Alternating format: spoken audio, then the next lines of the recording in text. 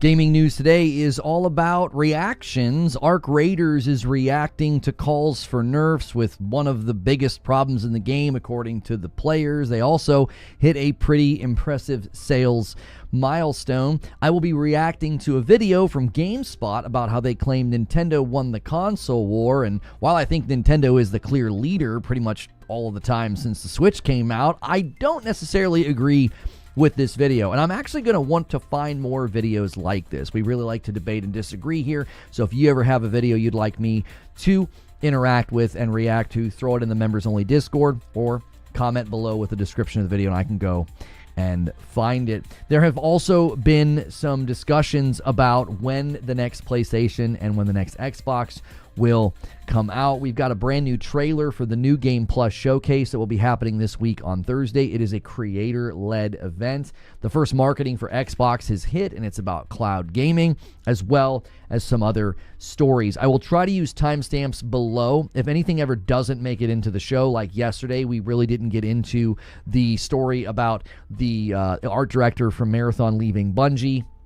There wasn't much to say other than the fact that he's not at the company anymore, so there wasn't a timestamp for that. But generally speaking, if I pull up a video and react to it or pull up an article and discuss it, there should be timestamps below if you can't make the live stream. And one of the things we're working on right now is we're trying to get the Member Plus and above number up to 500. We're very, very close, so consider picking up a membership at Member Plus and above or upgrading your existing membership. We're a very generous community here. You'll notice if you're ever in a live stream, there's just constant green names. Those people are members, and we gift on a pretty regular basis. You can also remember to hit that like button as well as a subscribe button. Those are free, and it does support the video. And thank you, Alapark, for starting things off this morning with 41 months in a VIP. Happy New Year, Lono, and all you beautiful people in chat. Hope you had a wonderful holiday season. I appreciate that so much. I'm going to add that to the total. We already had morning coffee this morning, and that's a great reason to be a member, is you get to kind of start the day. We had a pretty heated debate already about who is the market leader, who has the biggest market share of the market.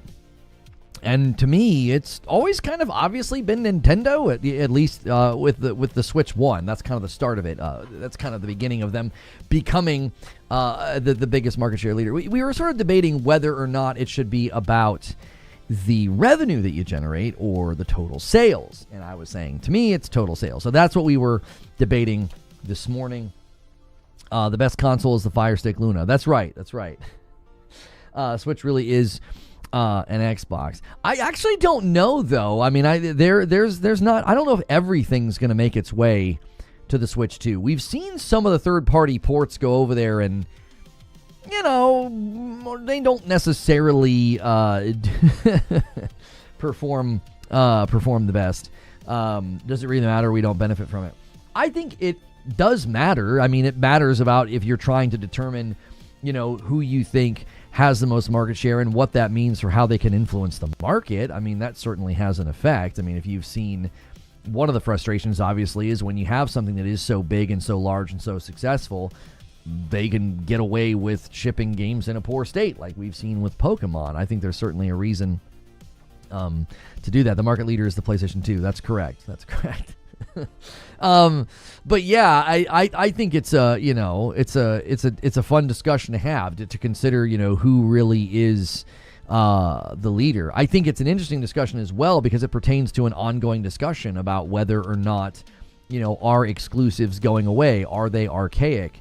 Well, you know, the one leading the pack seemingly is continuing to do them, and that's why I wanted to look at that video today where GameSpot is arguing that Nintendo won the console war, which at some level, I think there's truth to that statement. They are the biggest, but the question is, why are we saying that it's over? And I think it is over, but I wanted to watch this video. I was like, how are they going to argue this? Because I would argue it very differently than they would. That like it's over because the paths are so distinct and so different.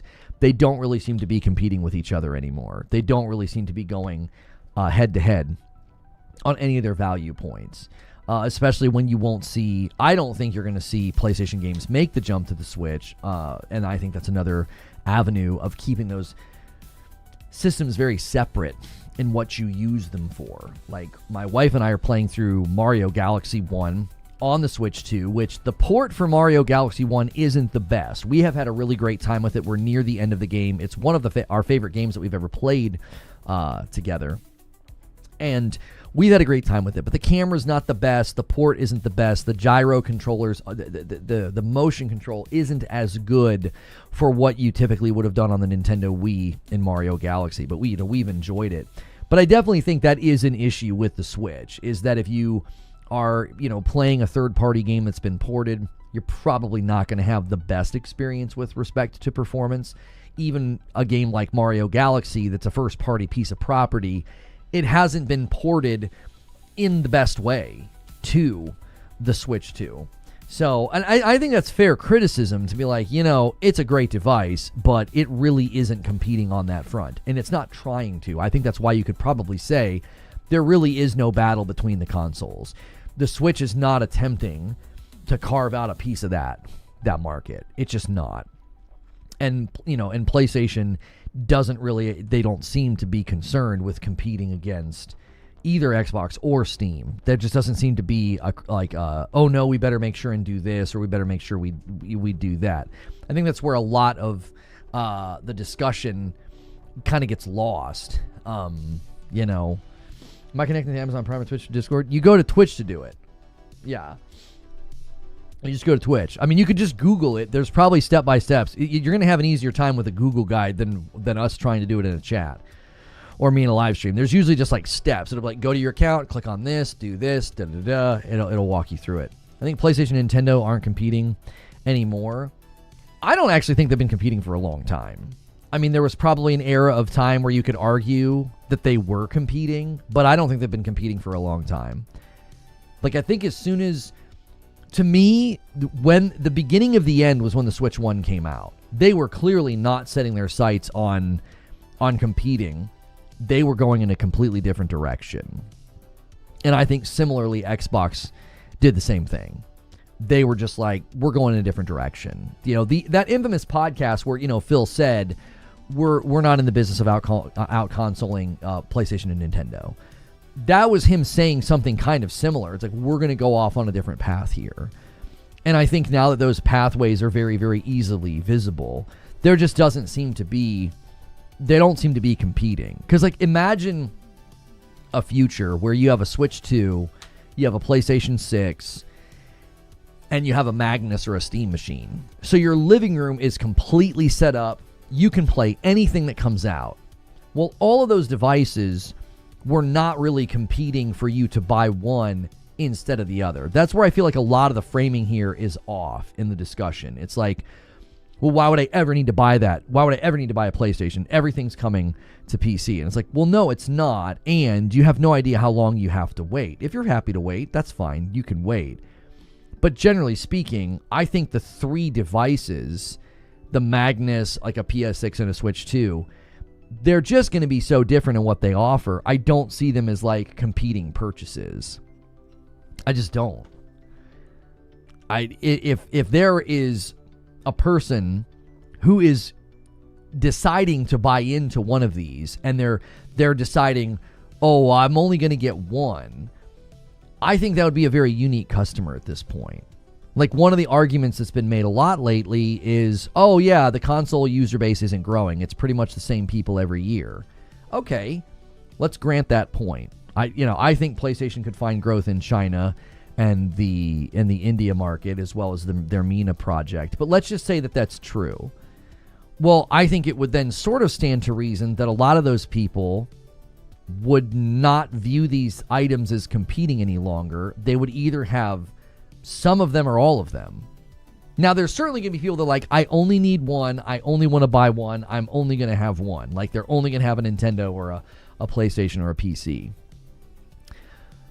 But I feel like most of the people that have been sort of settled into that console number, I don't necessarily think they're going into the store and saying, now, which device would I like to buy? These are all competing against each other. I think it's more about which one are they going to buy first, which one's going to be home base, and at what point do they feel the other one is additive and worth buying. Like, somebody buying a PlayStation 6, for example, may feel also compelled to get a Steam machine just because they're like, yeah, you know, those Steam games are awesome. I want those in my living room, or, you know, the Project Magnus. 50% of PlayStation users have a Switch. Right. When that statistic gets thrown out, I think that really adds credence to what I'm saying. It's like, I don't necessarily think a lot of people are like, I'm either going to buy a PlayStation or I'm going to buy a Switch. I don't think that's a common decision. I think you've got people that they're beholden to one. So there are folks that are just, every time they're buying the Nintendo and that's all they need. Same thing with PlayStation. They're going to buy the PlayStation and that's all they need. And then there's everybody else that has a variety or a mixture of devices. They've got, you know, a mixture of consoles. So I just don't think these competitions, these things that are like one's going to be better than the other, one's going to be stronger than the other. Like PlayStation, I'm being told here, PlayStation has better third-party relationships. And remember, most of the profit comes from third party. Right. That certainly is true. But then you can look at something like the release of a Pokemon game and the budget behind that game, and then the amount of revenue that it generates. You know, the amount of revenue and profit that was generated by like a Zelda or a Pokemon or a Donkey Kong. These are like such different metrics. It's like, well, sure, you're not making a ton of money off a third party, but they're making a killing on their first party. Like an absolute killing. You choose the next playground. That's right. It's more like if you can afford both, you're buying both. Report said that over 60% of Switch One owners are primary PlayStation and Xbox customers. What report is this? Because I would like to see how they determine somebody was a primary PlayStation or Xbox customer. Because I feel like that's an injection. I feel like you're injecting something into it. I need to see the report. Because to me, just because I have a PlayStation and a Switch, yeah, I primary on the PlayStation.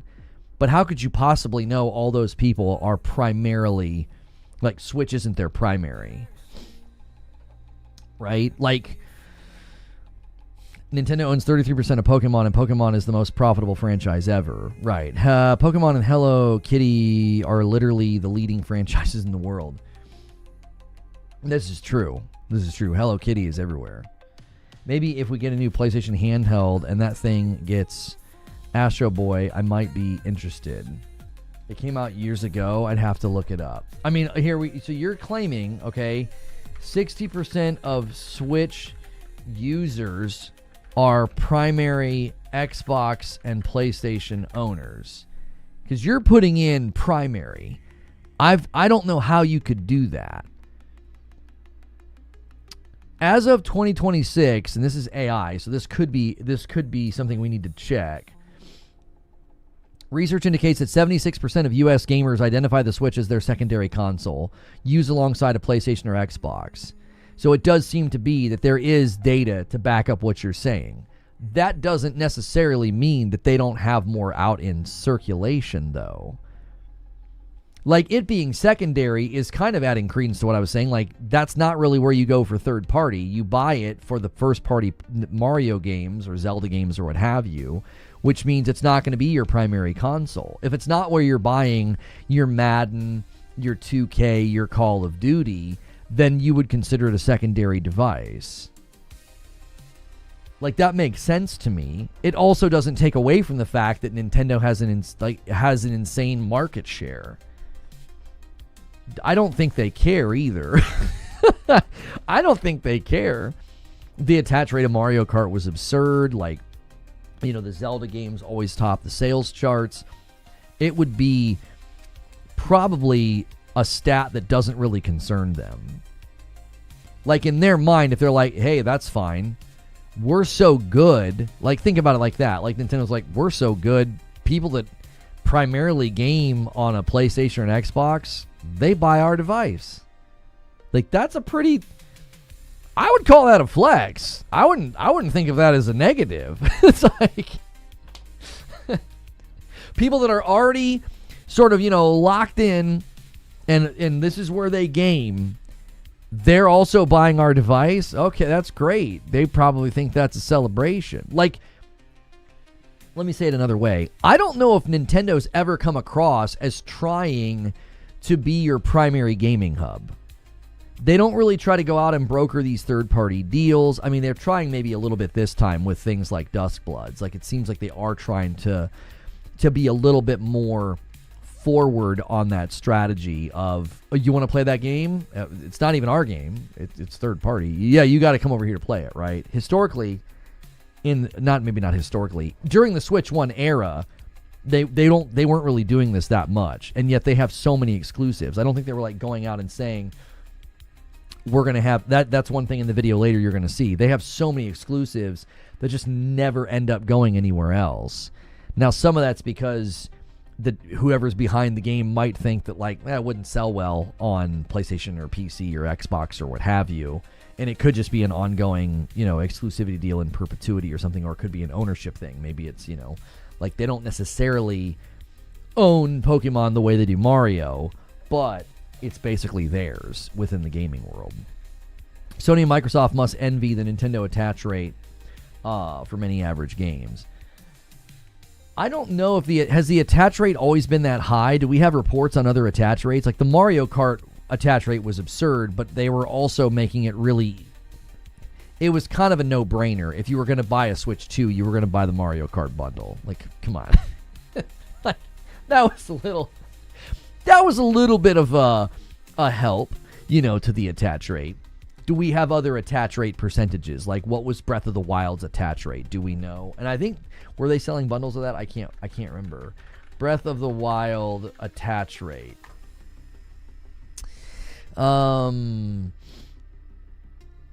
It exceeded 100% in the first month. How's that possible? How can you have an attach rate higher than 100%? The highest attach rate for a video game is actually Breath of the Wild, with an attach rate of 102%. Okay, but did they maintain that, though? How's that? Come on, y'all. How are you getting 102? How's that math work? Are you buying more than one just for the fun of it? We got the Mario Kart bundle this Christmas. It was on sale at Target. Yeah. It was. I mean, it was a great deal. People were buying the game before they could get the system. Oh. My comment earlier about the 120 plus 80 million for PlayStation wasn't to automatically say there's 200 million users, but rather they could be close in overall users. Oh, but we have the MAU for PlayStation, though. We do. The MAU for PlayStation, the current record's like 129 million. Yeah. Yeah, that's their current record. I believe Nintendo's average is higher. Like, I don't know what Nintendo's MAU record is, but I believe their average MAU is consistently higher than PlayStation. They have more people logging in on a monthly basis to their platform than PlayStation does. They have the larger market share, which is what we were debating this morning, and people were saying, well, no, largest market share is revenue. And I'm like, I think it's units sold. I think it's monthly active users. That those two metrics kind of together represent market share. If you sold more units and you got more people logging in the console space, we were not talking about everywhere because Steam has the largest MAU user base. But in the console space, we were discussing who has the largest market share. And I'm like, that's got to be Nintendo. Like, right now it's around 124 million. Nintendo has like 128. They're awfully doggone close. We can say that. I mean, I think that is one of the impressive things about it. For a market that is allegedly, dying, shrinking, stagnating, whatever, they both seemingly have very healthy MAUs. That's a lot of people. Just logging in every month to play video games. In today's world, these companies care about users. For sure. And mobile game is king. The problem with mobile game is king is that's not like a company's platform. Like, you could be like, well, mobile is king because, every single busy mom who plays Candy Crush counts. They could play for 20 minutes a week and they count. It's like you're just getting a huge, huge bump from that. Microsoft says they have 500 million MAU. They are the market leader. It makes no sense to use that as a metric. Well, their MAU is, I believe, calculated differently. So they're calculating anybody who logs into, Candy Crush, Call of Duty, Minecraft. they're not giving you an MAU for their platform. They're giving you an MAU for their software, which is fine. I mean, that's what their shareholders want to know about anyway. You kind of have to remember that they want their shareholders to be confident in what they're doing. And what they're doing is they're using software as a way to grow. Like, they're going to put, for example, they're bringing games, to PlayStation, like Halo and stuff. That's them saying, well, our software is a means of growth for our user base. Nintendo would say our user base grows through the Switch itself. They consider themselves like a toy company. PlayStation and Sony, that's their hardware company. They're selling you hardware, whether it's a Portal or a PlayStation, or the VR. That's what they're in the business. That's why they're doing like the speakers and the monitor, like that to them. Like they grow their user base with that. So if you're comparing those things, that's where it gets a little confusing. That's why I told people, it's like, if we're just adding up revenue, that also can get confusing because, well, I would imagine eventually you're going to be able to say, well, Xbox generates the most revenue because they have Minecraft and Call of Duty and Candy Crush. I mean, any one of those I think could really, really help tip revenue in their scales, like over Nintendo, for example. A little girl in the Candy Crush games has long since gotten diabetes and lost a foot, for sure. We do have Tetris on Switch 2, so a 20-minute play time sounds reasonable. Nintendo users can't have 20 minutes play time. I'm not sure what you're asking, Hotshot. I'm not sure what you guys are talking about. Oh, you're saying that people on Nintendo might only play for 20 minutes.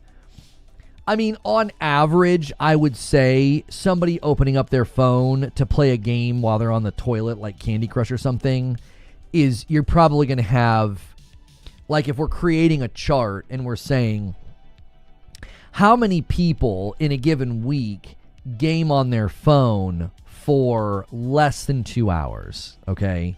That number is probably pretty high because they're just less than 2 hours, right? They're just piddling around, they're passing the time, what have you.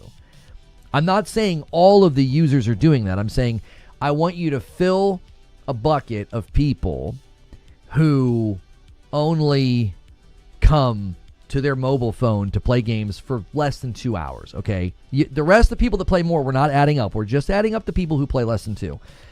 I think if you went to Nintendo Switch and you said, okay, now let's add up the number of people within the Switch user base that play less than 2 hours a week. I feel like it would be less people. I mean, I could be wrong, but I feel like if you're going to buy a Switch, it's going to be in your home. You're going to have longer play sessions on that than the average person on phone. Now, regionally, it can get a little dicey because there are MMOs in like China that probably clock in tons of hours a week and day from people on mobile devices. So it can get a little confusing. Like if you come to the US, for example, and you add up the number of people who play a mobile game on their phone less than 2 hours, and then you add up the number of people who play on their Switch less than 2 hours, I feel like there's going to be a lot more people on their mobile phones that just dork around on it on their lunch break or a bathroom break, but they're not putting in long play sessions. That's less likely with the Switch. Like, you're not going to turn the Switch on in your living room or pull it out of your backpack or whatever and just play, and then after 20 minutes, you're like, I'm good. Like, if you're on, a commute on a train or a tram or a subway, or, you're on a plane or something, you're probably going to put in more time than you would on, like, a mobile. You probably want my like, don't you? For sure. Guys, make sure and do that. We did just get Power Wash Simulator on the Apple Arcade, so my average time might go up. Oh, that would do it. That would do it. The right game comes, and yeah, you would put in more time for sure. I'm just sitting on my hands waiting for a new mainline Mario game or a Wolf Among Us update.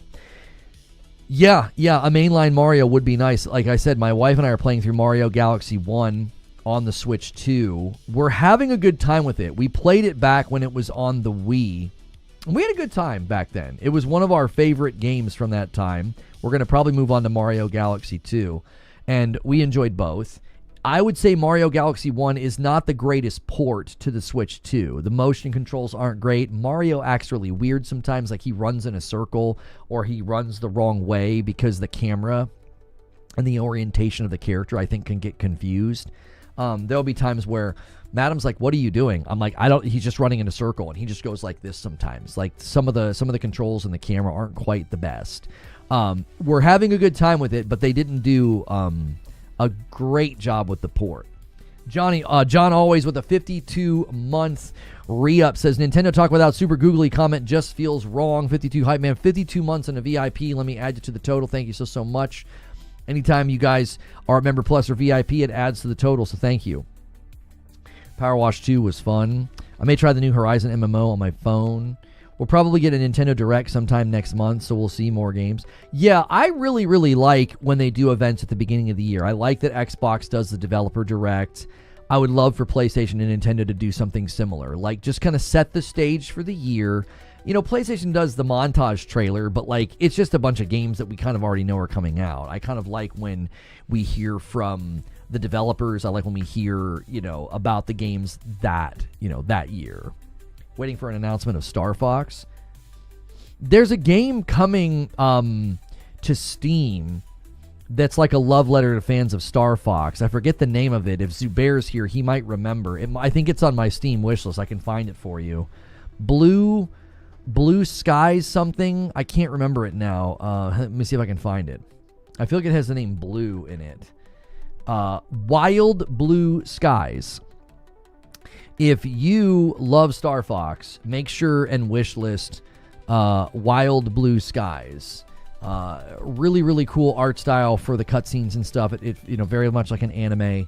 And then the actual gameplay itself, this is like a love letter to fans of Star Fox. So again, make sure and wishlist this one, Wild Blue Skies. I don't think it's a coincidence that, like, I think the character up in the corner is also, I believe that he's a fox. His name's Bowie. Yeah, and like, look, you got your characters popping up and talking to you, like, very much. Yeah. So yeah, that one doesn't have a release date. It is single player. It's coming from the developer Chuhai Labs. They have made Paper Valley and Cursed to Golf. Those are games they have made. Paper Valley only has 11 reviews, but they're all 100. And then Cursed to Golf has like a 70%. So, there you go. Nintendo has a cadence, usually a direct in the year, February, and then one in the spring and summer, and then the fall, sometimes in the winter. Do a barrel roll? That's right. I bought a Switch 2 for $300 off someone on Craigslist, but because he bought it around November and didn't use it much, the return window closed, so he posted it. That's a pretty good snag. I mean, did it come with games as well? Like, that's not bad at all. I mean, he got some of his money back, and you got a nice deal. I mean, that's pretty good. I just played through and beat Mario Odyssey for the first time yesterday. Had a great time. I forget how good Nintendo can be making games. For some reason, Bald Man, my wife and I did not enjoy. I don't know if she had any feelings about it. She just likes playing games with me. She doesn't really care a lot of the times. Like, she loved Borderlands 4. We had a good time with that. But we did not have a great time with Mario Odyssey. We just didn't. So it just didn't hook us the way that Mario Galaxy 1 and 2 did. Yeah. It was kind of a bummer, too, because it looked like it was going to be a really, really good time, and we just didn't, for whatever reason, didn't vibe with it as much. So, yeah. Probably get a new Pokemon gen. That's one of the big questions if they end up doing their event, right? Is that going to be one of the announcements? And we're about 30 minutes in. I've got videos and things to read through and react to. We usually do that after about an hour into the show. We got a question here from Infinity Nerd. You guys can submit questions with that command, the question command. It says, when do you think we'll see Switch 2 Lite? Will 2027 be the year of handhelds with the Xbox handheld and the PS Portal Pro? I feel like we might see the PS Portal Pro this year and the PlayStation handheld next year. The PS Portal Pro is going to be a better version of the Portal. And then the PlayStation handheld, I think, is going to be next year. And then the PS6 is going to be the year following. I think that's going to be the cadence of hardware for PlayStation. As far as we know, the Xbox handheld is not happening anymore. They shelved it, according to, I believe it was both Tom Warren and Jez Corden reported on that. I don't think they've completely sidelined their handheld. Jez was even on a podcast recently and just was like, the hard push with hardware is just not going to happen with Xbox anymore. So that just kind of came to an end. I don't have a Steam Deck, but I also game on Linux. We know we are getting Pokemon Presents sometime in February. Probably Pokemon Day. Okay. A better version of the Portal. What does that look like? I'm assuming OLED. I'm assuming a slightly more robust operating system that can like load the video apps like Netflix or something. I don't really know. I think the Portal's great. It's $200. I mean, for $200, especially now that it can cloud game, that is a fantastic device. It's gotten more valuable with time. That really is the sleeper that nobody paid much attention to, or people thought wasn't any good. I mean, I guess people paid attention to it. It exceeded their expectations with respect to demand and sales. But yeah, the Portal's a great device. But I could see them dropping one with OLED and then a more robust operating system so you could like put Netflix or something on it. I won't feel the need to upgrade. I don't use mine as often because I don't travel like I used to. But when I do use it, I think it's great. Like when I was in Ohio, I used it quite a bit. So, but an actual handheld from PlayStation, I believe, is going to be next year. It's not a PlayStation 6 handheld. I think it's just going to be a PlayStation handheld that can play like PS5 games in low power mode. And then the Xbox handheld got, shelved. Now they're hybrid. I don't know if they're doing a hybrid with respect to handheld. As far as we know, Magnus is a PC console hybrid, which I believe its timing is next year, is what the current smoke on the topic is. The rumor mill, the insiders. I mean, there's a lot of moving parts now with the RAM stuff, so it's hard to know. But I think that was the current rumor was that Magnus was next year. So the Vita had OLED. They can't put OLED on a 2026 console. Well, I don't necessarily understand the question, so I'm going to assume what you're saying is like, why can't they do OLED? I think both Switch 2 and the Portal went with LCD to keep production costs down, to keep purchase price down. Like the fact that you can buy the Portal for $200. I mean, it's a controller with a screen on it. Like it's a very, very well-priced device. Maddie on his podcast said the Portal wasn't good for PlayStation gamers until they copied Microsoft's features. I would need to see the quote. I don't like responding to somebody quoting another person. I don't know what exactly he was saying. I think the remote play was contextually great. There were also times where remote play could be contextually bad. It just depended on where you were. They also didn't initially let you, like, if you went to a hotel and you need to go through like a Wi-Fi login screen, you couldn't do it. And they've upgraded it now. It can do that. But at launch, it did have limitations. I think at launch, it was a great device for $200, but you had to know what you were signing up for. It was primarily a remote play device. It worked the best when it was on the same network. So if you were at home and like you didn't have access to the TV because the kiddos or the wife were using it, it came in clutch. They were showing people that had purchased a Portal, their playtime increased. Well, there's probably a reason for that, right? It made it more convenient. They could sit in the bed and put another 30-minute session into Vampire Survivors or something, and they didn't have to be like down in the den or the family room. So the Portal increased playtime quite a bit, but you had to know what you were buying. It wasn't a handheld. It was a remote play device. Well, now it's a remote play device and it's a cloud device. It's both, which was always a fun debate. That was always a fun debate when I said that they were going to add cloud and I was told it wasn't possible. That was interesting. It's like, what? How?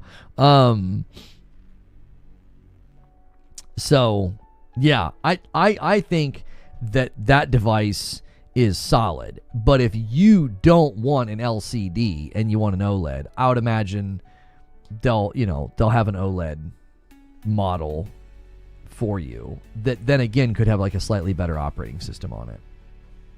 You know, or an updated operating system, I should say. So you could like install, you know, Netflix, HBO, or whatever on it. You couldn't even log into the Wi-Fi on the PS5 console. Oh yeah, I didn't consider that. It like doesn't let you go through like a. Have they updated that? I mean, they updated it on the. They updated it on the portal. But you need PS Premium. Yeah. Yeah, if you're going to cloud game, you got to pay for the service. I mean, if you're going to pretty much, is there a free cloud service out there that I'm not aware of? I think you pay. That's you're you're using their stuff. You're playing on their server blades. I mean, I think, you know, whoever offers the cloud services, they're going to want you to pay the piper, I would imagine. I'm not even sure if that Xbox PC hybrid will even come out. I think there's far too many hardware guys and leakers and insiders talking about it for it to have been like canceled. To me, Microsoft said they will do this, but I think it's Microsoft announcing it just to see how people would react to it. Yeah, I mean, I think the handheld, it made more sense, right? GeForce is free compared to paying customer. You're deprioritized. Walk me through how that works. So it's free, but you're deprioritized. So if you're trying to do the GeForce free, like what's that look like when you go to use it? Does it put you into a queue or something and you just like wait your turn?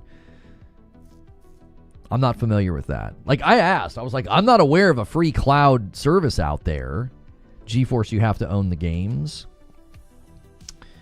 There is an advantage. Well, maybe not an advantage. There is a reason to maybe sign up for a subscription service because then you can play the games on the subscription service over the cloud as opposed to needing to own them. But the GeForce one, you may have to wait. Okay. Yeah, I mean, I suppose PlayStation could offer a free version and then they just throw you into a queue or something. Xbox offers free cloud service. So you don't have to pay to use the xCloud? I thought that you had to have one of the Game Pass tiers to use xCloud. How do you use their free cloud service? I just assumed all these companies were like, you want to use our cloud service, we have a subscription tier for it. And if you want to do the free thing, like people are saying, you're going to get put into a queue. You're not a paying customer. So I don't know. I remember seeing somebody upset about having to pay PlayStation to cloud stream their games. And I was like, I don't understand why you would think that would be free. Game Pass is paying. That's what I mean. I don't think you can you do xCloud for free? I thought you had to have a tier of Game Pass to use it. What subservice do you need for xCloud? Xbox Cloud Gaming requires an Xbox Game Pass subscription and a supported device, according to Xbox's own website. So you need Ultimate. Yeah. So I don't think that's all that surprising. I'm not quite sure why that would. If it's a sticking point for you, that's fair. I mean, you're the consumer, but I'm not sure why you would expect it to not have a charge attached to it. You definitely need the premium tier on Game Pass for cloud, at least on PC. Yeah, I mean, according to the AI, you need Ultimate. I'm also looking at the Cloud Gaming Xbox like landing page says it. So everything should be free. Asking for money is anti-consumer. That's right.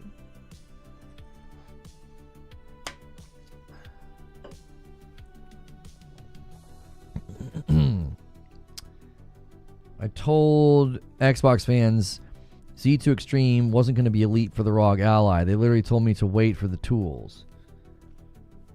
They told you to wait for the tools to mature. I don't know what that means. You get low-res xCloud at the lowest tier. Resolution goes up with the tiers. Yeah, for me, if I'm going to cloud stream something, it's probably going to be a game that I'm not It's not like Sekiro, where, you know, like, you got like really tight iframes and stuff. It's going to be something like Ball Pit. It's going to be, I played arcraiders over the cloud on my Portal just to kind of see how it felt, and it was fine. It was fine. Was free cloud gaming one of the extras they added to Game Pass when they bumped the price up? Was free cloud game one of the extras they added? Oh, I don't actually know. Yeah, I can't imagine trying to parry some of those fights, like a Madame Butterfly fight or something, on cloud. Like if you get like a teeny bit of latency or delay. For the full library, you need a Game Pass, but for Warzone, Fortnite, Destiny 2, they just require a Microsoft account. Okay, we're not talking about online play, we're talking about cloud. So are you telling me that you can right now use xCloud for free to play free-to-play games? Is that like a loophole? Because I'm thinking that you don't need Game Pass to play those games online. I don't necessarily know if that's the same as what we're talking about. Because if you're playing any of the free-to-play games, yeah, you don't need like the PS Plus or the Xbox or whatever. You don't need that. Those are free. So are you saying you can play Fortnite over xCloud for free? No Game Pass, no cloud. I mean, Xbox's own website says Xbox Cloud Gaming requires an Xbox Game Pass subscription and a supported device. I'm not seeing any indication here that you can do it without Game Pass. Unless there's a clause somewhere that I'm missing. Stream your own games. I'm scrolling down here on their website. xCloud is still in beta. Yeah, I mean, it says here Essential Game Pass for $10 gets you 50 games on Xbox, console, PC, and supported devices, stream games, including select games you already own. And then when you upgrade to Premium and Ultimate, you get more. You get more games. Game Pass is required. Okay. GeForce Now lets you play games in your library for free, but it has a time limit. Yeah, because it's free. I mean, if you're wanting to use somebody's cloud service, I got to imagine they're going to do that. They're going to limit you, or they're going to charge you. Like it's one or the other. It might be confusing free online games. Yeah, I would imagine that's what he got confused on, because you don't need PlayStation Plus or Game Pass to play online in a free-to-play game. That is true. That's not the same as cloud gaming. Doesn't Amazon include cloud gaming with Prime? I actually don't know. I've never tried to use it. Yeah. My opportunities to use cloud gaming are not, it doesn't happen often, it's unusual for me to be in a situation where I'm like, man, I really wish I could cloud game right now. Like that's kind of an unusual situation or turn of events. So yeah. Well, we've got, let's see, we're about 43 minutes into the show. We've got multiple things we were going to discuss and react to today. Gaming news is a little slow right now. We're waiting for Developer Direct from Xbox.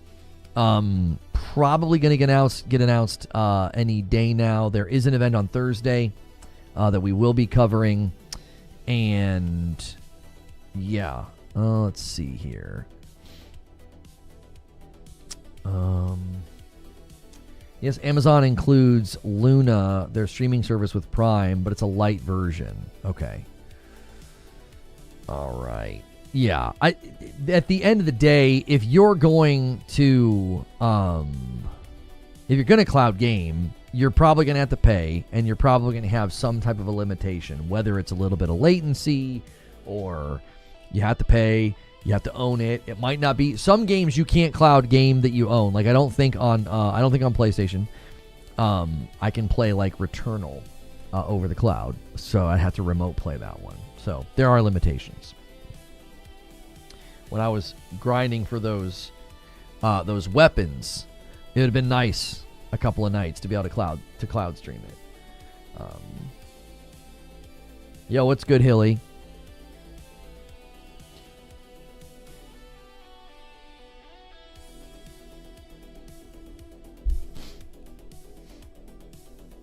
You have to buy the highest tier of Game Pass to play xCloud at $14.40. Sony has it in 4K for cheaper. Yeah, if you're comparing, there's definitely differences between the two services. I have switched back to Dark Roast. I don't know why I was even flirting with Frickmas. Dark Roast is bae. Well, you may want to get used to that, Frickmas. You may want to. I'm not reordering Dark.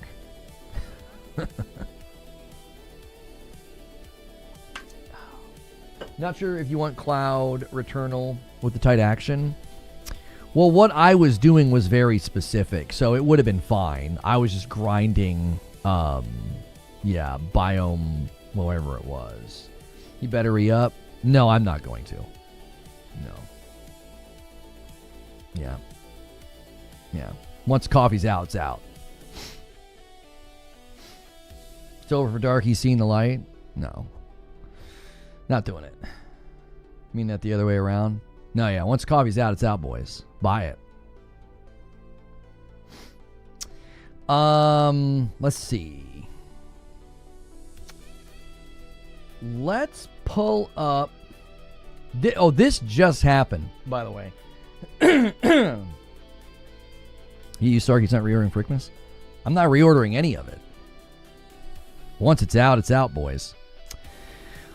Arcraiders is officially responding and saying that there are nerfs. There are nerfs, including trigger nades are getting nerfed. They are looking at it. So there's going to be an update coming soon about this. So, yeah. End of the coffee run? Yeah, I'm not doing it anymore. Once it's out, it's out. Yep. Let's see here. Didn't know if you guys were aware of that. That just happened. Why no more coffee? It's too expensive. It's a lot of capital, and I'm not doing it anymore.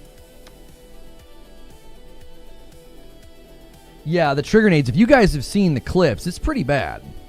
It's pretty bad. Like, yeah. I get why they need to nerf it. Yeah. And wholesale prices go up. Everything has gone up. Yeah. Yeah. And we've just consistently moved less and less and less. So I'm not going to fill my house with it anymore. It was an easy decision to make. I'm just not doing it. I'm not doing that. I'm not filling my house with coffee and moving it at the pace that we're moving, especially with the prices of everything going up. Not just the price of the coffee, shipping too. Yeah. Freight and all that. It just isn't worth it. It's just so expensive now. It was fun. It was enjoyable. It was additive. But you don't seem heartbroken about it. It never worked. It never went well. They always mess something up. So I'm happy to be like, yeah, once it's gone, it's gone. Like, once I'll be happy to not have the boxes in my house anymore. You know what I mean? The dude's reading that after creating 400 trigger nades. There were clips of people going into Arcraiders with like a ridiculous amount of trigger nades. Yeah, it's not surprising at all. Reforged Tea is going to go crazy. I'll be forced to buy some other YouTubers' coffee for now. Yeah. I mean, we've got the Frickmas and the Light Roast in well supply, and it's been heavily discounted. And that'll last us for a long time, you know. That's not close to being out. So that will be available. Like, I'm not killing it. I'm just like, yeah, once we're out, we're out. I'm not doing this again. It's just not. It just isn't worth it. You know? Is the merch still on there? I've been meaning to get that. I think so. Yeah, we're not taking anything down. I'm just like, yeah, I'm not doing this. I can't. It's always been a bit of a headache, and it's just a giant distraction and a frustration. So now it's just like, yeah, it's there. It's there. It's on sale. If you guys want it, it's there. And once it's out, it's out.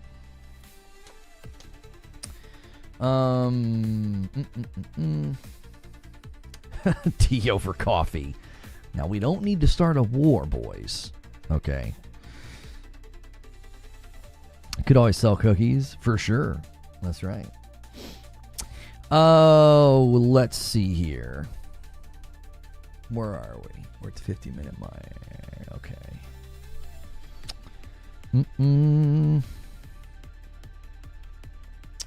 I don't know if anything's come of this right now. I don't know if there's been an official response. But did you guys see PS5 jailbreak method has caused Star Wars Racer Revenge to go from $50 to almost $500? The reason is down to the fact that physical copy of the limited edition game is the key for hackers to study the console's core software. So they are... yeah. We're about to see an interesting era of time again. If this becomes like if that's the only game that can do it, that'll be really interesting. People will be. The question is, do you need it all the time? Do you need it just once? How exactly does it work? But they're very expensive now because people realize that people want them. New look at Resident Evil Requiem gameplay. There appears to be some sort of open city area that you can explore. Full path tracing DLSS. Yeah. They were showing off like what you could do with DLSS. They're like doing like the frame rate comparisons. Yeah, did you guys see this?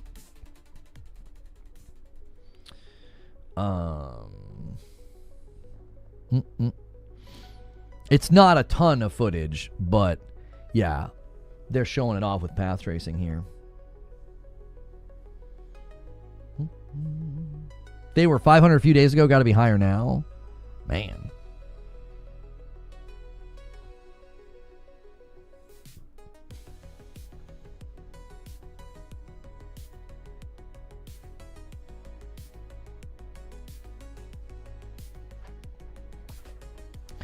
The Twitter video doesn't do this justice, but this is going to be a pretty game. You can tell.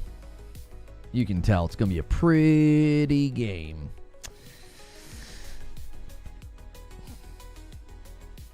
Do you think FromSoft are due a new announcement this year?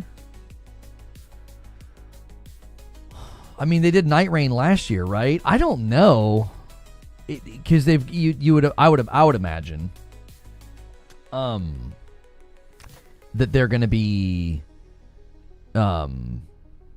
doing like a new. I believe we've heard, and again, this is like unconfirmed, but we've heard like Miyazaki's doing a new game. Right? Because he handed over Night Rain. He didn't have anything to do with Night Rain because I believe he's moved on to like a new project. So, yeah. I don't know if they'll announce it though. What's we'd have to look at we have to look at the timeline of announcements. So like Elden Ring announcement to release, like what was it? Yeah, Dustbloods is this year too. Elden Ring announcement date. Like when was that? Elden Ring was officially announced at E3 2019. Okay. So 2019 to release date 3 years later. So let's see here. It's been 4 years since Elden Ring came out. If they announce something this year and it comes out in 3 years, that's a 7-year dev cycle. If they started working on something, in the proximity, of after Elden Ring's release, which maybe they didn't because they were probably working on Erdtree, right? Maybe. I don't know enough. Dustbloods is Miyazaki. He's the director. Interesting. Do we have a release date for Dustbloods? No, just 2026 still. I mean, if somebody said that, Nintendo does, historically they'll do like a direct in February or whatever, so like I could see them giving us a release date in February for Duskbloods. If FromSoft has another announcement this year, I would think it's probably more likely that we're going to see them do... This is just a theory. I think there's going to be a PC and console release for Duskbloods. He is doing a new project, possible announcement this year after Duskbloods. One of two things could happen, right? Yeah. They could announce whatever that new project is. It feels a little bit early to do that. Like if he was actively working on Duskbloods and now he's working on something else, I would imagine that game is, 4 or 5 years away, which would mean announcing it feels a little early right now.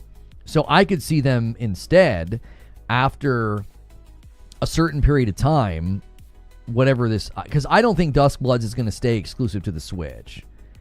It's just a gut feeling.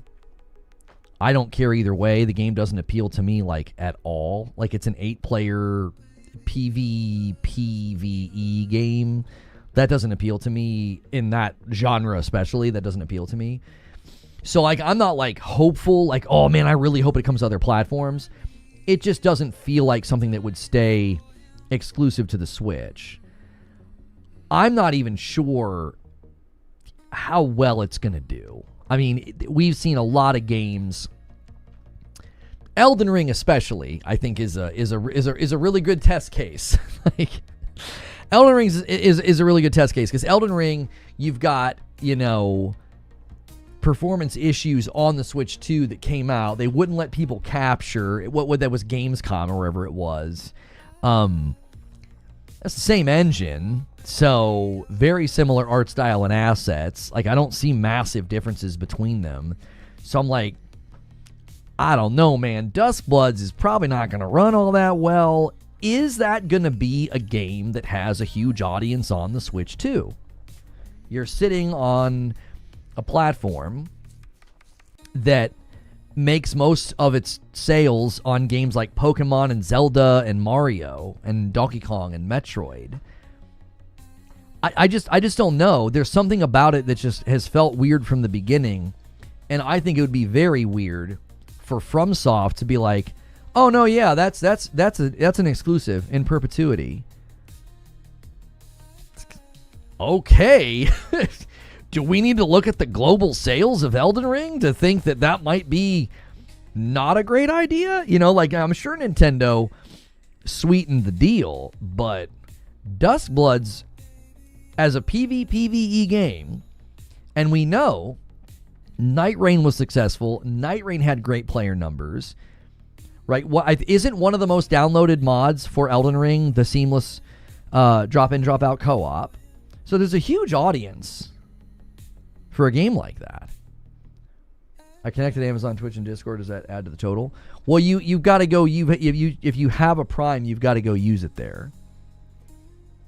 Duskbloods is a multiplayer game. It doesn't make sense. That's another thing that's confusing. It's a mismatch in two ways. It's a mismatch in two ways. Out of all of the copies of FromSoft games historically, the audience that buys those games, are they looking to play that game on a Switch 2? Like, are they looking to play the latest FromSoft game on a Switch 2? Probably not. Like, and it's a multiplayer game. People who play multiplayer games, again, historically, are they like, man, I can't wait to play the latest multiplayer game on the Switch or the Switch 2? Switch and Switch 2 are sort of notorious for not having the best infrastructure for online gaming. It's not really their core thing that they do. So Duskbloods is just a really big question mark for me. I'm not really sure what it is that you guys are doing. Yeah, I'm just not. I don't know. We'll see. We'll see how it does. We'll see. To me, it's the biggest mismatch I think I've ever seen. There's Splatoon. Splatoon is sort of the exception to the rule. That is true. That's a fair made point. The thing is, though, there's a chasm of difference between Splatoon and Duskbloods. 80% of the FromSoft fan base know they aren't going to play it. They probably don't own a Switch 2. There's a handful of things going on here. I don't know if your percentage is correct, but let's just say the diehard FromSoft fans are like, you know what? I've got a Switch 2 because I like to play a little Mario here and there or whatever. So now exclusives are bad. Nobody's saying exclusives are bad. That's a complete misinterpretation of what I'm saying. If anybody, if you're going to go leave a comment later, or you're watching this right now, or you're watching this as a VOD, and you're like, oh, he's saying exclusives are bad, that is a complete misunderstanding of what I'm saying. I have never said exclusives are bad. I'm saying this is a mismatch. I can't see it doing that well. Right? Just like Sackboy going to Steam wasn't exactly a great match. Like, it didn't do that well. It's a bit of a mismatch for the audience over there. Yo, Mr. Low Grade, that's the first gifted of the day. Thank you so much. Adding to the total 488. Appreciate you. If you guys get a gifted member, be sure to say thank you to the person who did it. So, like, yeah, I'm not saying exclusives are bad at all. I've never argued that. I will never argue that. I think timed exclusives can be very good. This is a really, really big mismatch. You've got an enormous FromSoft fan base that loves Elden Ring, and they love Shadow of the Erdtree and Night Rain. And you're like, here's a brand new multiplayer game. It's PvPvE, and it's exclusive to the Switch 2.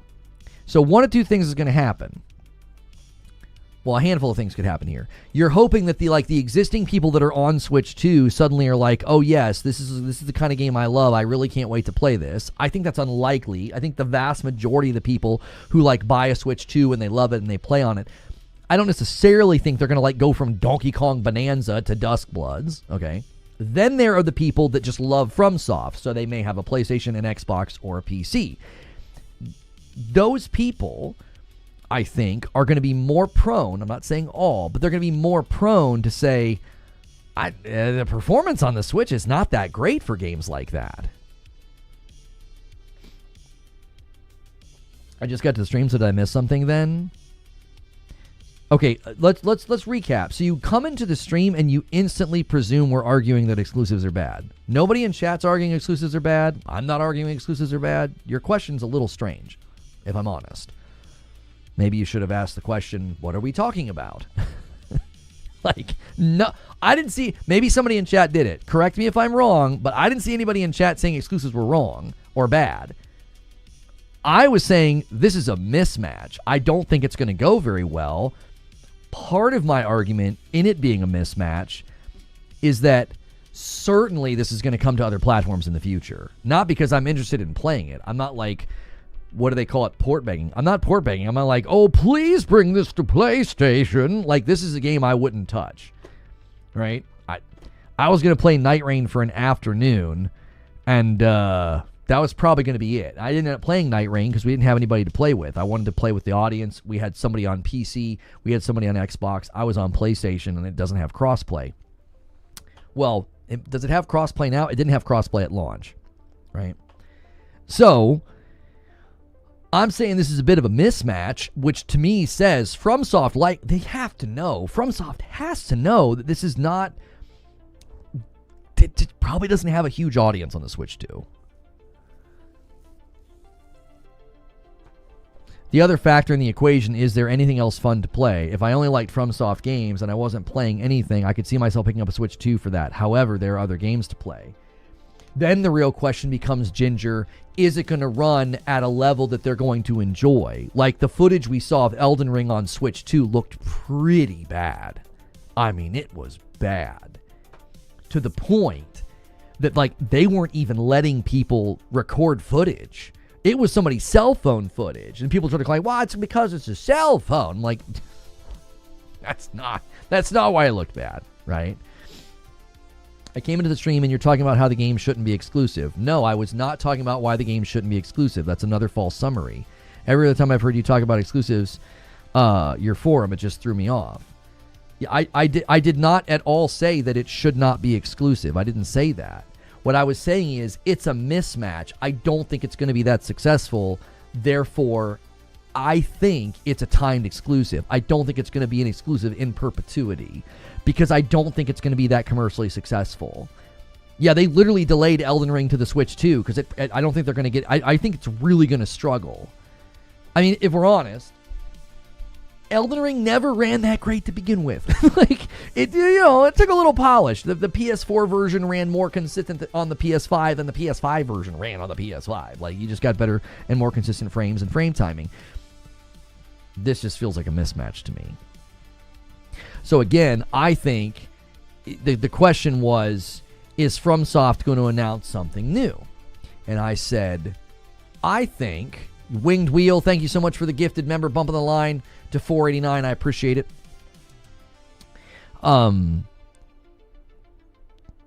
I think that they're going to announce this coming to other platforms at some point this year. I don't think they're even going to keep it that quiet that it's a timed exclusive. Like, I think 90 days or something, maybe 6 months after it's on Switch, they're going to be like, we're happy to announce this is coming to other platforms. I don't think they're going to find great commercial success for this game on the Switch 2. I just don't think so. Their audience is primarily probably not on Switch. I don't think their audience is going to enjoy the performance of this game on the Switch. That's sort of my prediction. I could be totally wrong, but that's where I'm landing on this one. The first day we saw it, I thought that's a really, really odd choice. Performance is a factor, but that's also from a gamer myself who has all the things and systems that outperform Switch 2 every day of the week. This isn't me disagreeing with you. This is what I'm envisioning happening, Ginger. Somebody who's a diehard From fan being like, I have to play the latest game. I love Miyazaki. I love FromSoft. And they have a Switch 2 or they go buy a Switch 2 and they get this game. If they have been playing, Dark Souls 3, Elden Ring, Sekiro, whatever, if they've been playing those games lately on their PC, their PS5, or their Xbox, they're going to play this game on the Switch too, and they're going to find it to be unsatisfying. I don't think it's going to be up to satisfaction for them. I don't think they're going to be satisfied with the performance. These are not the kinds of games where you're okay with things not running that well. Sorry about being muted in the Discord, y'all. Like, if it's not running well, that's absolutely frustrating in a game like this. Frame hitches, frame stutters. I mean, if you remember, Elden Ring had all sorts of issues with this when it first came out.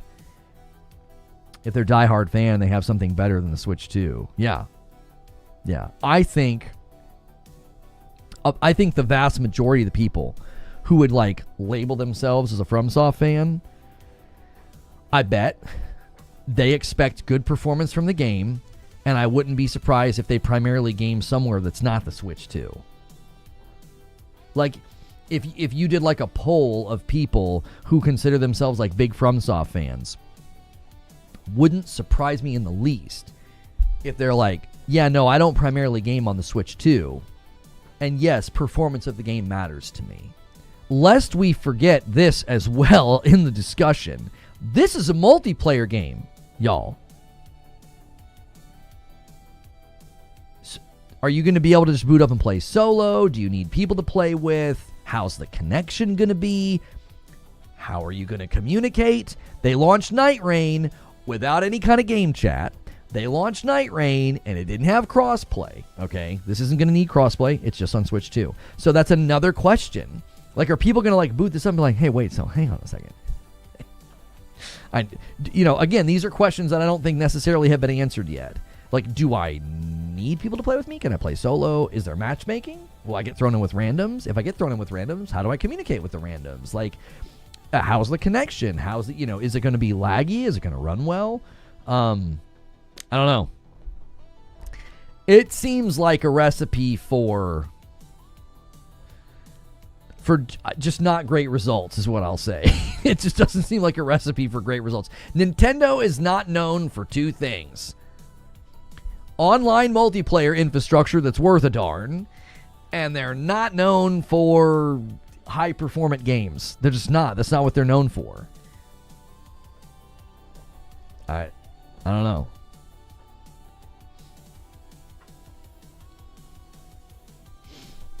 The day Dustbloods comes, we'll have so many people crying. Crying about what, exactly? Nintendo are mad wizards if they're even partially involved in development. Not a multiplayer gamer myself. Oh, yeah? They do good work. I'm not gonna lie. But like, homie, even Donkey Kong Bonanza had frame issues. You know what I'm saying? I had a great time with it. It was a fun game. It had frame issues. I bet all the fixes you're describing on Dustbloods will be fixed and be using a different tune. You'll be singing a different tune when it comes out on the Switch 2. Okay. All right. They delayed Elden Ring coming to Switch 2 because of performance problems. I don't know. My confidence in the game is not very high from a perspective of performance, frames per second. The frame drops in DK Bonanza are annoying to me. The reason the frame drops in DK didn't bother me that much, it really only happened when everything was like exploding, which, you know, that was a unique thing that you would be doing, like going into a particular area and like blowing everything up. And then also, I'm not like trying to dodge, block, parry, or take advantage of like iframes. Do you see? Like, it's a very different style game. Like, I cannot imagine playing a port of Sekiro or Dark Souls 3 or Elden Ring. I cannot imagine playing that on the Switch 2. I just can't. I know what that thing's capable of. I know the level of performance I'm probably going to get in those games, and I cannot imagine trying to play a game like that on Switch 2. Have you seen the recent Elden Ring footage from Milan? It's a lot better now.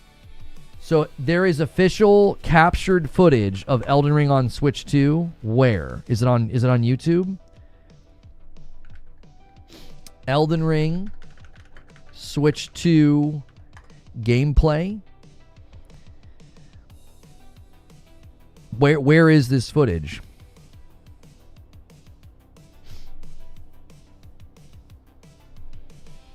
Because I've got cell phone footage from 4 months ago on YouTube. I'm looking at it right now.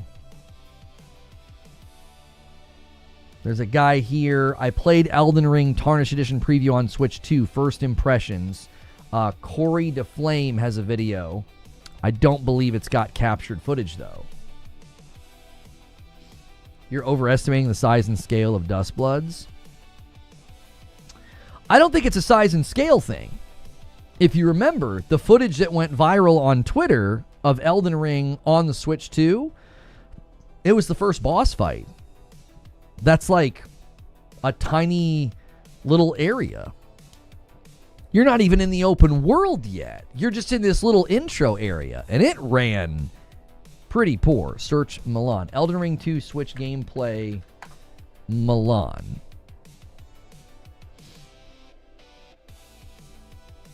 I see somebody called Universal Moments a month ago, 56 views. Homie, I don't see anything. I don't know what you're talking about. Go to his channel. He has gameplay. You're telling me the name of the channel is Milan. Homie, I'm not seeing it. This is new over-the-shoulder Elden Ring Tarnished Edition Switch 2 from Milan Games Week 2025. They're saying in this video, I'm not seeing anything. I'm seeing screenshots. It's just this the whole way through. I'm not. What are you referring to? Like, this is the whole video. I have no idea what you're referring to. On Corey DeFlame's channel. Okay, so you're saying... Now listen. Corey DeFlame has a 30,000 viewed video, okay? This is the claim on the table. You're saying there's new footage on the Switch 2 that looks better. So when I click on this man's video, that's what's going to be in it. That's what you're telling me. I just want to make sure we understand the claim that's being made, because nobody else is posting new footage. This guy apparently has new footage, is what you're telling me. There are really, really big creators out there, And I'm not seeing anybody claiming they have new footage of Elden Ring on the Switch 2. This guy has 826 subscribers, and the claim is that he has new footage. So when I click on this video, that's what you're telling me. Nobody else, just him. I just want to make sure. I've been here before where somebody's like, there's an article, there's a video, there's a this, and we go look into it, and we're like, no. There's some pretty big homies out there, some pretty big creators out there that I'm assuming would be invited to a preview event of, you know, anything Elden Ring or anything FromSoft related. So, it's 3 minutes and 38 seconds. I am seeing B-roll. Yeah, this is all just B-roll, homie. This is okay. Okay, hang on. So we got over the shoulder.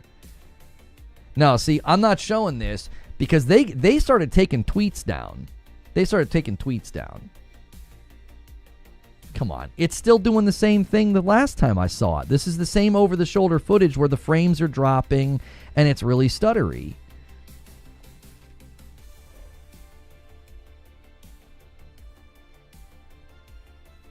Oh, yeah. No. This is still bad, homie. This is still bad. I'm not showing it, though, because there were tweets that disappeared. I don't think Nintendo wants that stuff circulated. I'll be honest with you. 9 months from Brett. Thank you so much, Ron Burgundy Mean. I don't believe you. Thank you so much for 9 months, Brett.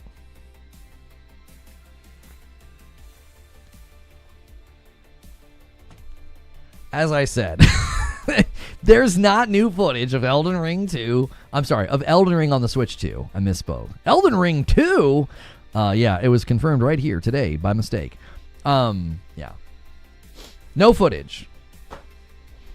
No footage of Elden Ring on the Switch 2 that has improved. So that's the same over-the-shoulder footage we've seen before, and it isn't good. There's tons of frame drops and stutters. It goes from decent frame rate to like a slideshow, and it's like the opening fight. It's not a big, huge area. They're not even in the open world yet. Oh, no. We'll see. Speaking of Nintendo, I got a video for you guys. I've got a video for you guys, and let me get up here on the board for you. All right, and I want I watched this in advance. I want to make sure I've got my notes in front of me. Okay, it's an interesting video because at some level, I agree with this video that Nintendo won the console war. Right? If you can say that. I don't necessarily know if they were competing. GameSpot put out a video where they're claiming that Nintendo won the console war. And why can't I grab that? Okay. Wow, the player controls are just terrible. Are you seeing this? Wow. Okay. Jiminy Christmas. They updated the UI for the player, and sometimes that is something. Anyways, okay. Do you have any worries about Resident Evil 9 Requiem? No. I mean, there's new footage of people saying like there's going to be like semi-open world areas. The RE engine doesn't do great in open world, but I don't think it's going to be an open world game, so it should be fine. Resident Evil 9 looks like it's going to be fantastic. So I just made my eye twitch. Yeah, like every time I went to grab it, it just disappeared. I'm like, all right. All right. Let's do this. Let's do this. And let's do this. Okay, so here's the deal. Let me make sure we've got audio here.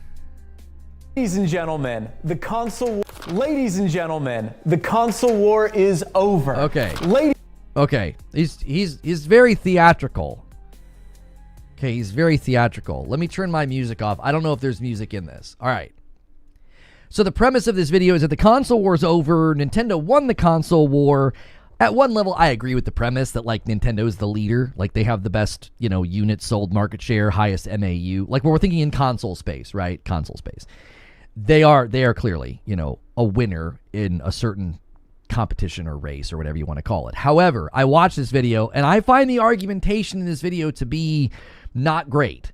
And so I'm going to disagree. And I'm actually looking for more videos to do this with. I like to politely disagree with people. I also like to disagree with people like him. He's fun. He's charming. He's not yelling, screaming, and cussing and being weird. He's just putting his opinion out there. Okay, so let's get into the video.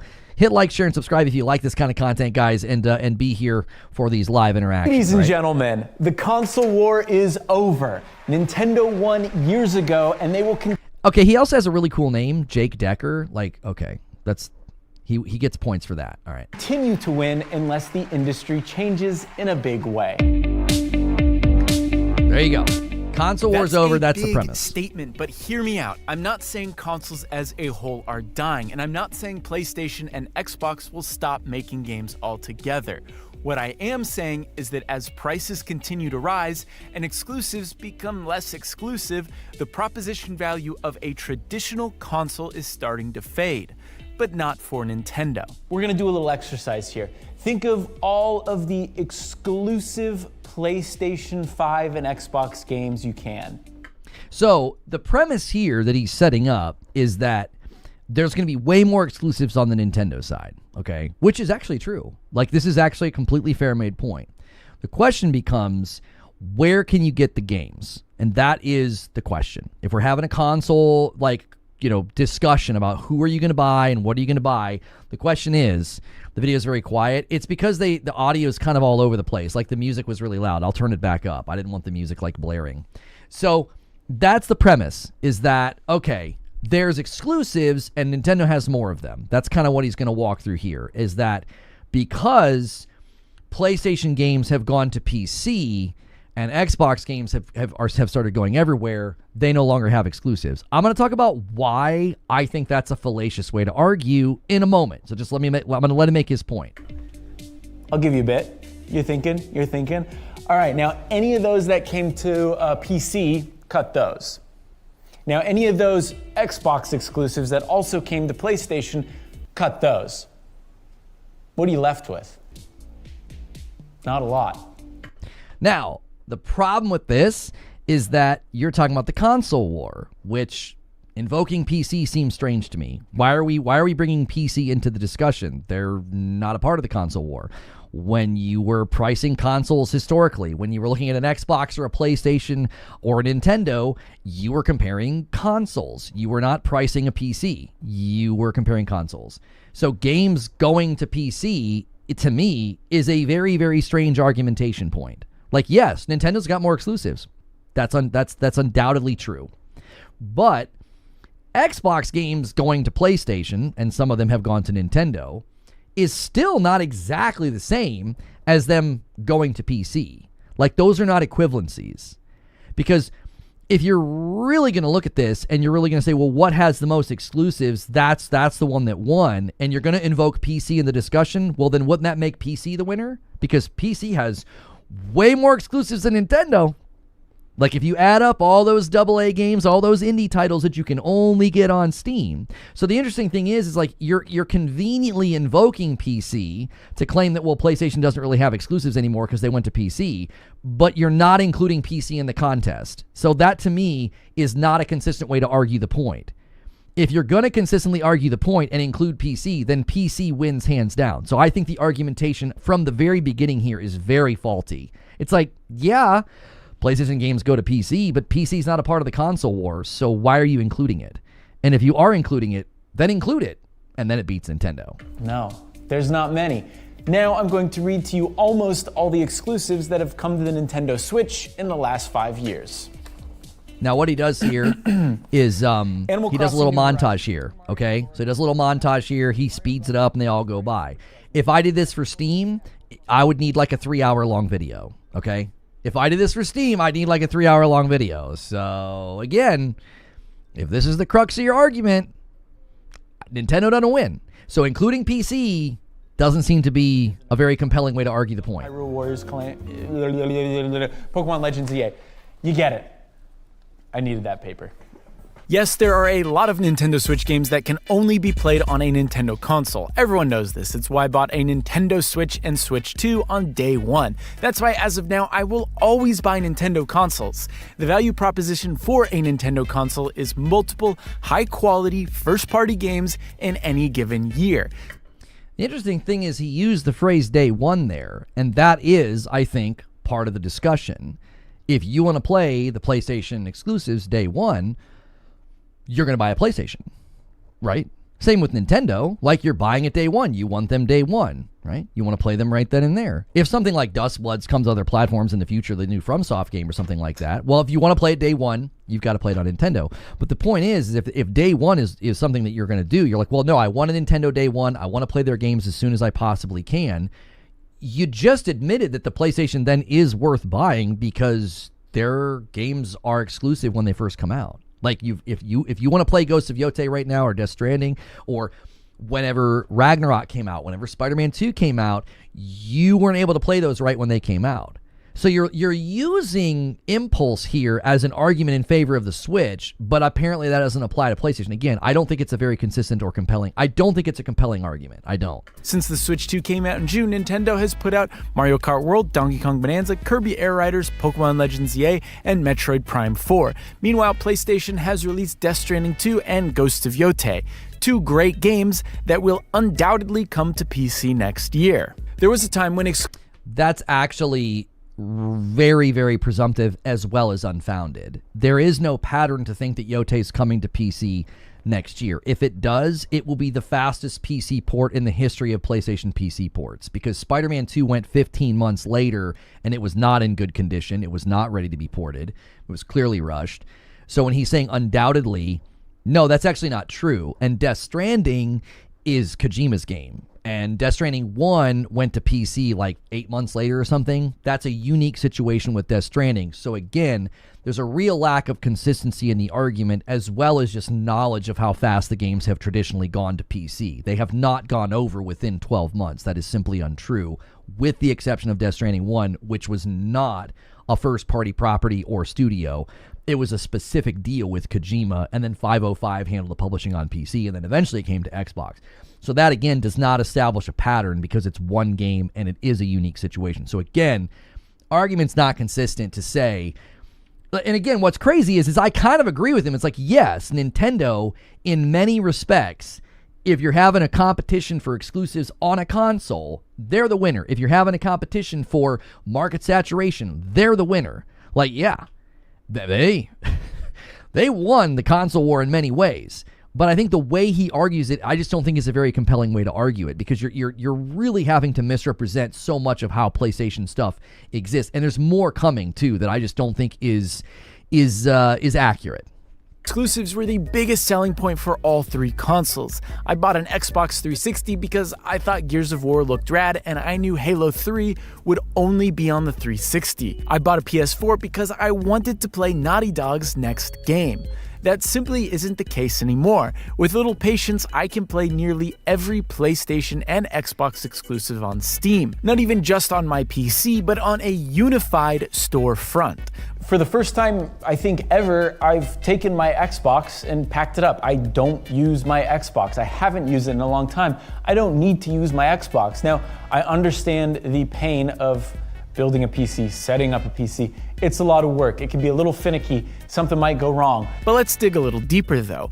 A lot of people don't buy a console just for the exclusives. A big selling point is the reasonable price tag and convenience of owning a console over a PC. I like the idea of having a piece of tech that is designed for playing games first and foremost, but also, this video is only 6 days old, so it's a little interesting he starts wandering into the pricing discussion, because just wait. Even this argument is starting to erode. The Xbox Series X has only gotten more expensive since it launched in 2020, and the PS5 Pro is $750. Sure, you may not be able to find a PC at a similar price range that packs the same punch as a PS5 Pro, but graphically, we're starting to split hairs here. Do you remember that PS5 Pro? So again, I'm gonna push back here. If we're starting to split hairs, then why wouldn't you go with the one that's very, very reasonably priced? $750 for that level of performance. And if you're going to sit here and say, oh, we're splitting hairs, Okay, so how much money would it cost you to make a PC that can play the games that you just cited? Hey, with enough patience, I can play Forbidden West, and I can play, games like Yote will eventually come, and I can play them. Okay, are you going to be able to play them at the fidelity and performance of a $750 Pro? If you are, how much is that going to cost you? Like, again, if you're going to argue it that way, you've really got to look at the price points and say, well, wait a minute. If we're just splitting hairs on the graphical differences here, then you're going to have to pay quite a bit more to get what you're saying is a split hair. It's like, oh, it's not that much. Like, watch the section about how the Pro is talked about. Pro video where Mark Cerny would zoom in like 5 times to show that the image was a little bit sharper. As a PS5 Pro owner, I'll be the first to admit that this is getting ridiculous. Look, there will always be a market for folks who want the best possible frame rates and resolutions, but as consoles and PC parts get more and more expensive, I have to imagine this contingent will shrink even further. But I think it gets even more complicated when you consider the Steam Machine coming out early next year, or the first half of next year. To me, yeah, the one that we don't know the price of yet, the one that's slightly weaker than a base PS5. Keep that in mind. This thing kind of represents where consoles are going in the future, right? We are seeing a world where pretty much there's no such things as exclusives aside from Nintendo. Don't agree. I don't feel like he's established that point. I feel like that point is not well established in the video. It's established for Xbox, yes, but we've already established games going to PC later, and you're not including PC in the discussion when we talk about number of exclusives is not a very compelling way to argue the point. So I don't believe you've established that exclusives have gone away. Those are coming to everything. They're coming to Steam. You get a... Also, I do think it's interesting that he just said they're coming to everything. In the discussion that the Switch won, the Nintendo won, how many PlayStation games are on Switch? How many? Like, if they're going to everything, why is the winner seemingly not getting them all? It's not getting all the Xbox games either. The Switch isn't getting them all. So again, you're saying, oh, they're going everywhere, and yet the one that you're claiming is the winner isn't getting all of them. So again, I don't think that's very compelling because I don't think it's very consistent. I think it's sort of you're sort of stating in an exaggerated way, in a sweeping way, that doesn't even include the Switch itself, which you're claiming is the winner. So again, I don't think this is the greatest way to argue it. The Steam Machine, in theory, you'd have access to most of PlayStation's exclusive library, all of Xbox's exclusive library. Sure, not all of those games come out day and date. I think a lot of Sony exclusives, they like to wait 6 months, sometimes a year. That is completely incorrect. That is incorrect. Sorry. That's not a matter of opinion. Sony exclusives are not coming to PC 6 months to a year later. The fastest one that came was Spider-Man 2, and it took 15 months. The vast majority of them have been closer to 2 years or more. They have not been 6 months to a year. So that is completely inaccurate, which again, I think really, really weakens the argument severely. But I think considering everything Steam has going for it, the draw of buying a PlayStation day one because you need to play a specific game kind of isn't appealing anymore, especially when they're only releasing like 2 to 3 exclusives a year. That is a fair point, right? If you really feel like Nintendo is hitting a better cadence of their first-party exclusives or exclusives in general, that's a fair point. But let's go back and listen to the word that he used. They're only releasing like 2 to 3 exclusives a year. That's actually not true. They're releasing more exclusives a year than that. The pattern and the cadence of exclusives has been higher than that this entire gen. They only release 2 first-party games a year. As far as exclusives go, we added them up the 1 year. They had a whole lot of exclusives coming every single year. They just weren't first-party. You had games like Stellar Blade. It came out exclusive. You had games like the Final Fantasy games. They came out exclusive.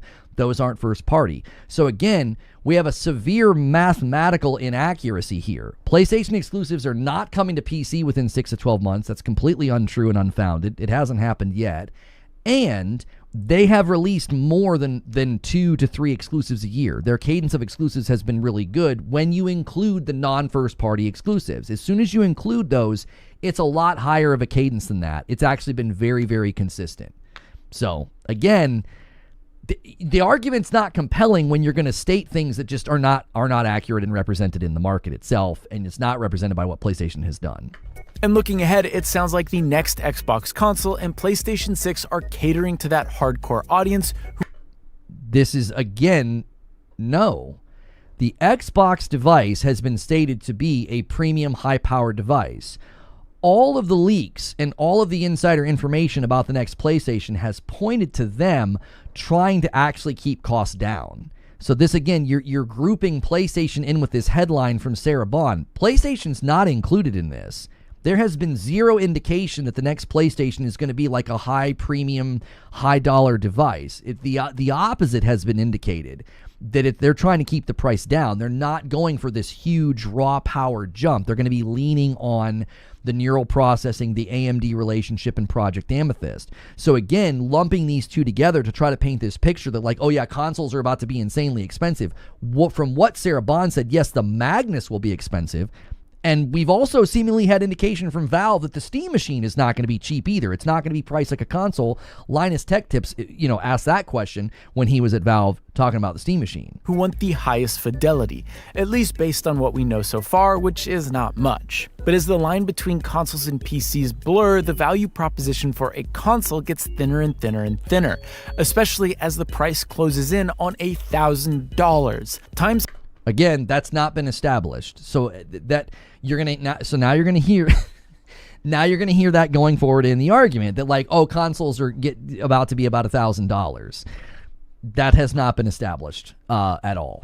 Are tough, and folks are starting to get priced out of this. And look, if you're willing to spend that much on a console, when does it make more sense to just bite the bullet and build a PC or get...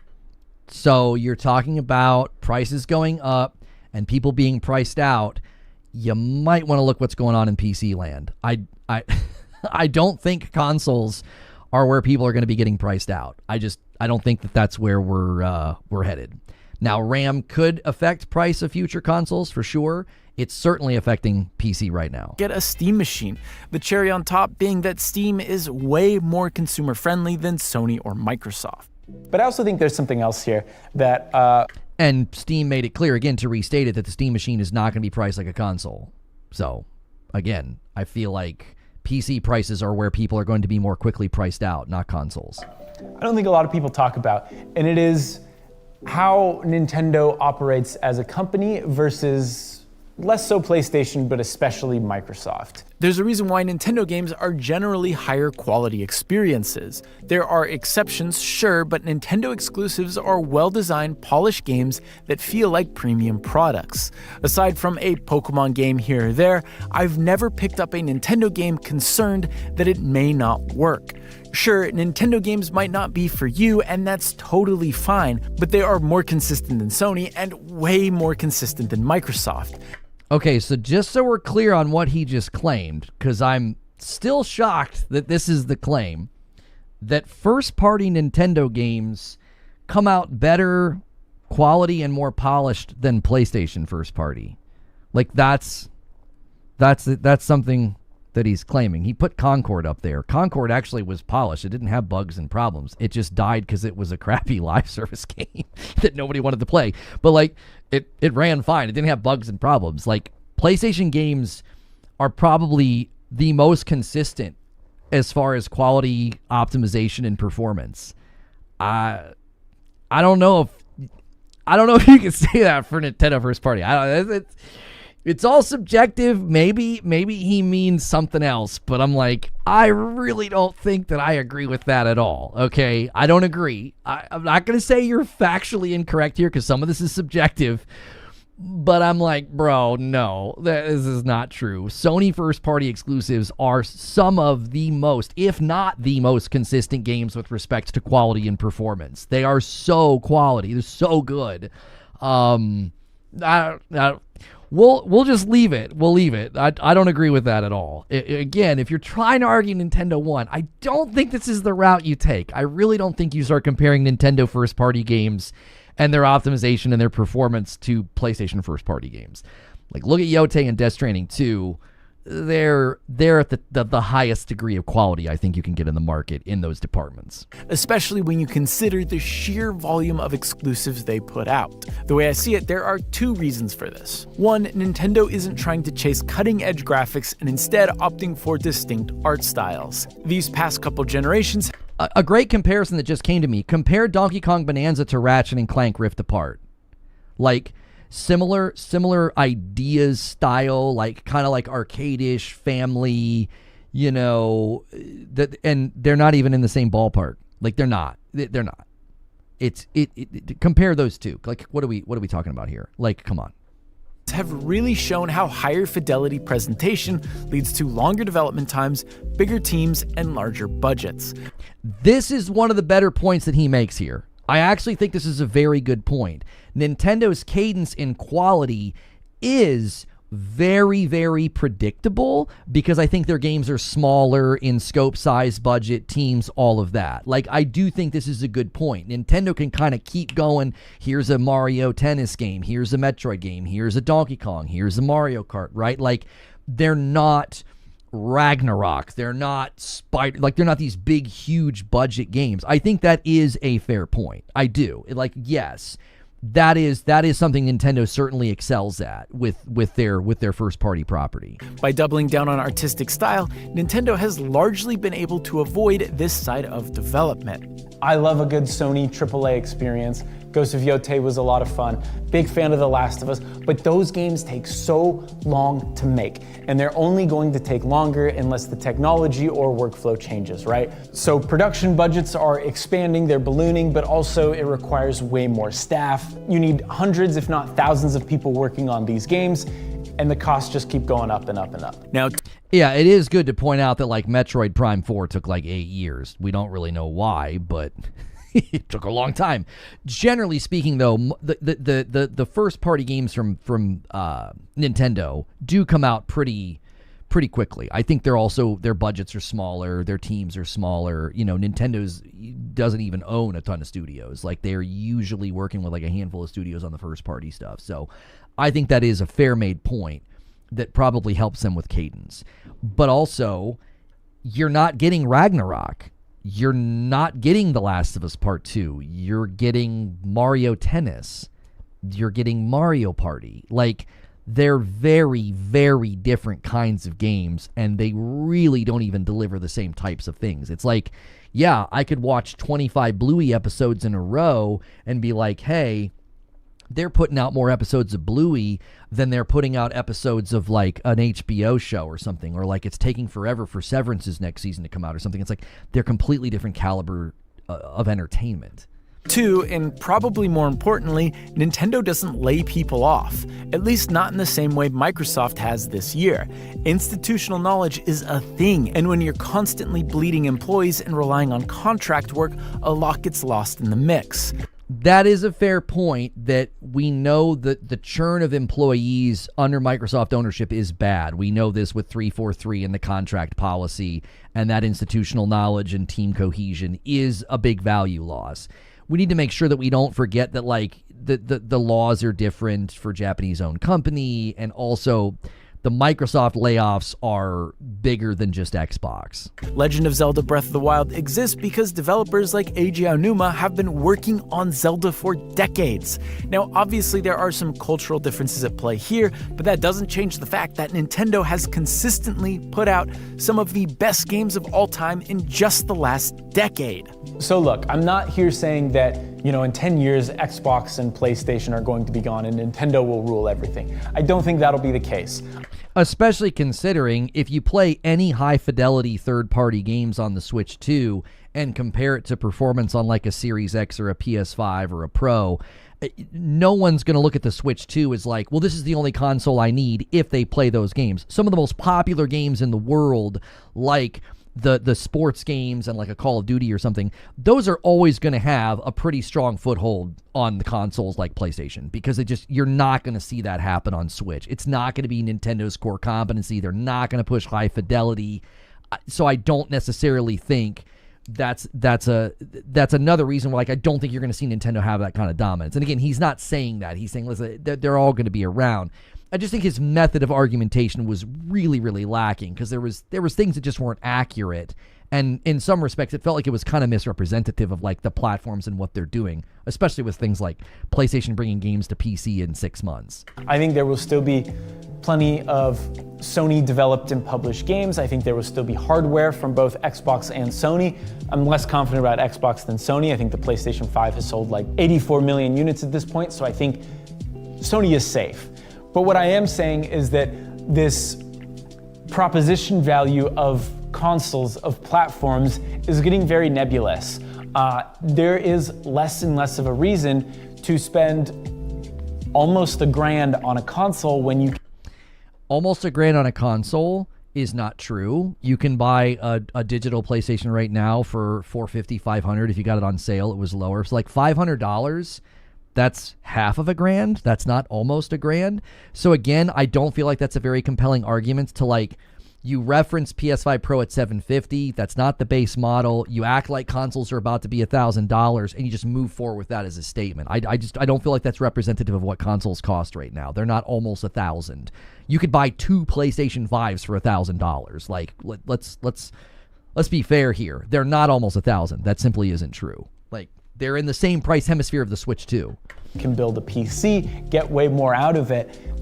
And then right there, I should have interrupted him. He says almost $1,000. Oh, and you can build a PC for that much and get way more out of it. That simply isn't true. For $1,000 right now, you are not going to build a PC that's going to outperform in a big way. As he said, we're splitting hairs on the graphics. So like $1,000 PC versus the PS5 Pro. I mean, you're not going to be kicking the crap out of the PS5 Pro for $1,000. You aren't, especially with the prices of PC peripherals going up. Like, that simply is just not true. Meanwhile, over here, we have Nintendo, which is still kind of fulfilling that proposition value of a console. You buy a Nintendo console, and you have access to a bunch of exclusives that you can only play there. That is the point he really should have drove home, is that Nintendo has stayed true to that vision more rigidly than anybody, and they're winning. Like, that's the point he should have made. It's like, oh my gosh, that's it right there. That's the point. Nintendo has absolutely stayed true to the traditional value prop of a console, and they're killing it. It destroys all the arguments about exclusives are archaic or consoles are dying. That's the point he should have wailed on.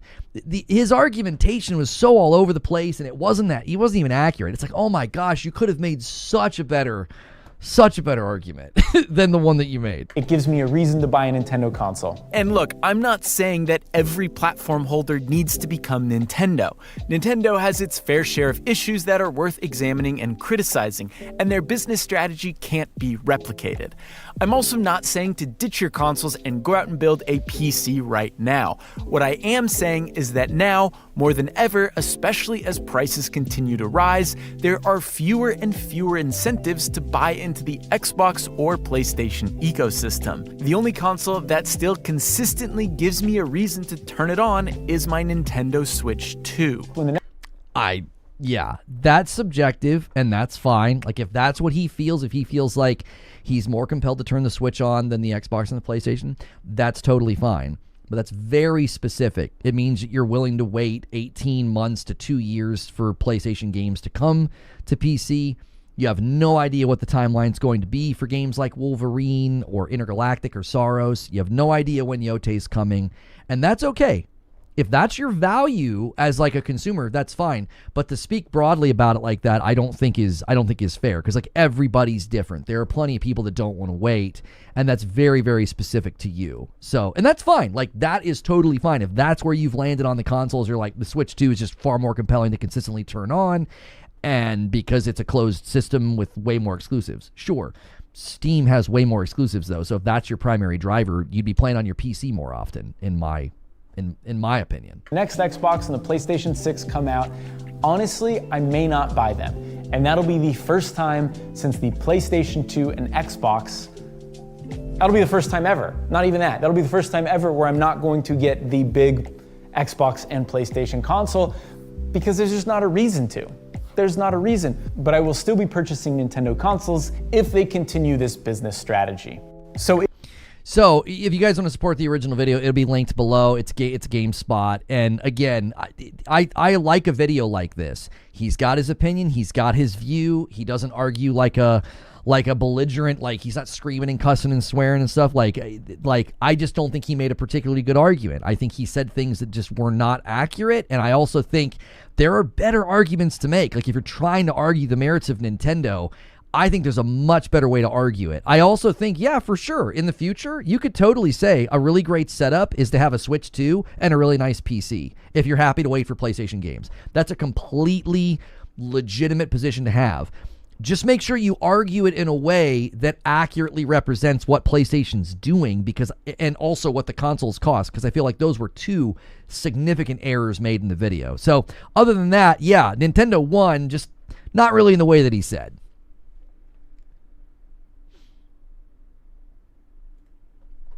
So I want more videos like that. I want a video that I can disagree with, and like he's a polite, well-mannered, well-spoken guy.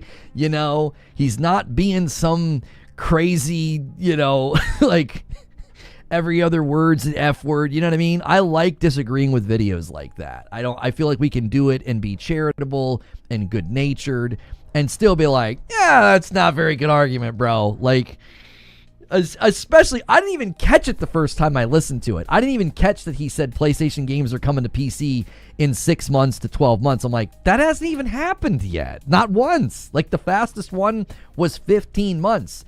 And you could argue that it was pretty clear that they shouldn't have done that. It wasn't ready. That was a giant mistake. Being a fanboy, I didn't get fanboy vibes from him. That's why I wanted to react from it. I didn't. I feel like maybe he's just not as interesting. You know, you're making a video for GameSpot and you seemingly are kind of not in tune with when, like, what's the cadence of PlayStation games coming to PC. Like, getting that wrong is pretty big. That's a pretty big error to make. Anyways, I got a super chat to thank here. Gavin with the 5 spot. All I hear from him are the same old disingenuous, unfounded slogans we hear all the time from console warriors. Must be great having his job. A $5 super chat tip from Sneaky Wolf. You have $400. You can get these 2 sticks of RAM or a Nintendo Switch 2. Which one do you want? Thank you, Sneaky Wolf, for the $5 super chat. Make sure you guys are doing all the things, you know? Make sure you're doing all the things. He's so misinformed, it's wild. He assumed his conclusions and assumed everyone else was like him. That too, it felt very much like, well, yeah, that's like your opinion, man. He's like, there's no reason to buy a PlayStation. I'm like, but you just said you want a brand new Nintendo day one so that you can play those exclusives. So you're literally saying there's urgency. I got to play them right away. Well, then why wouldn't you say that about PlayStation exclusives? Oh, no, I can wait. But why, though? I don't, like...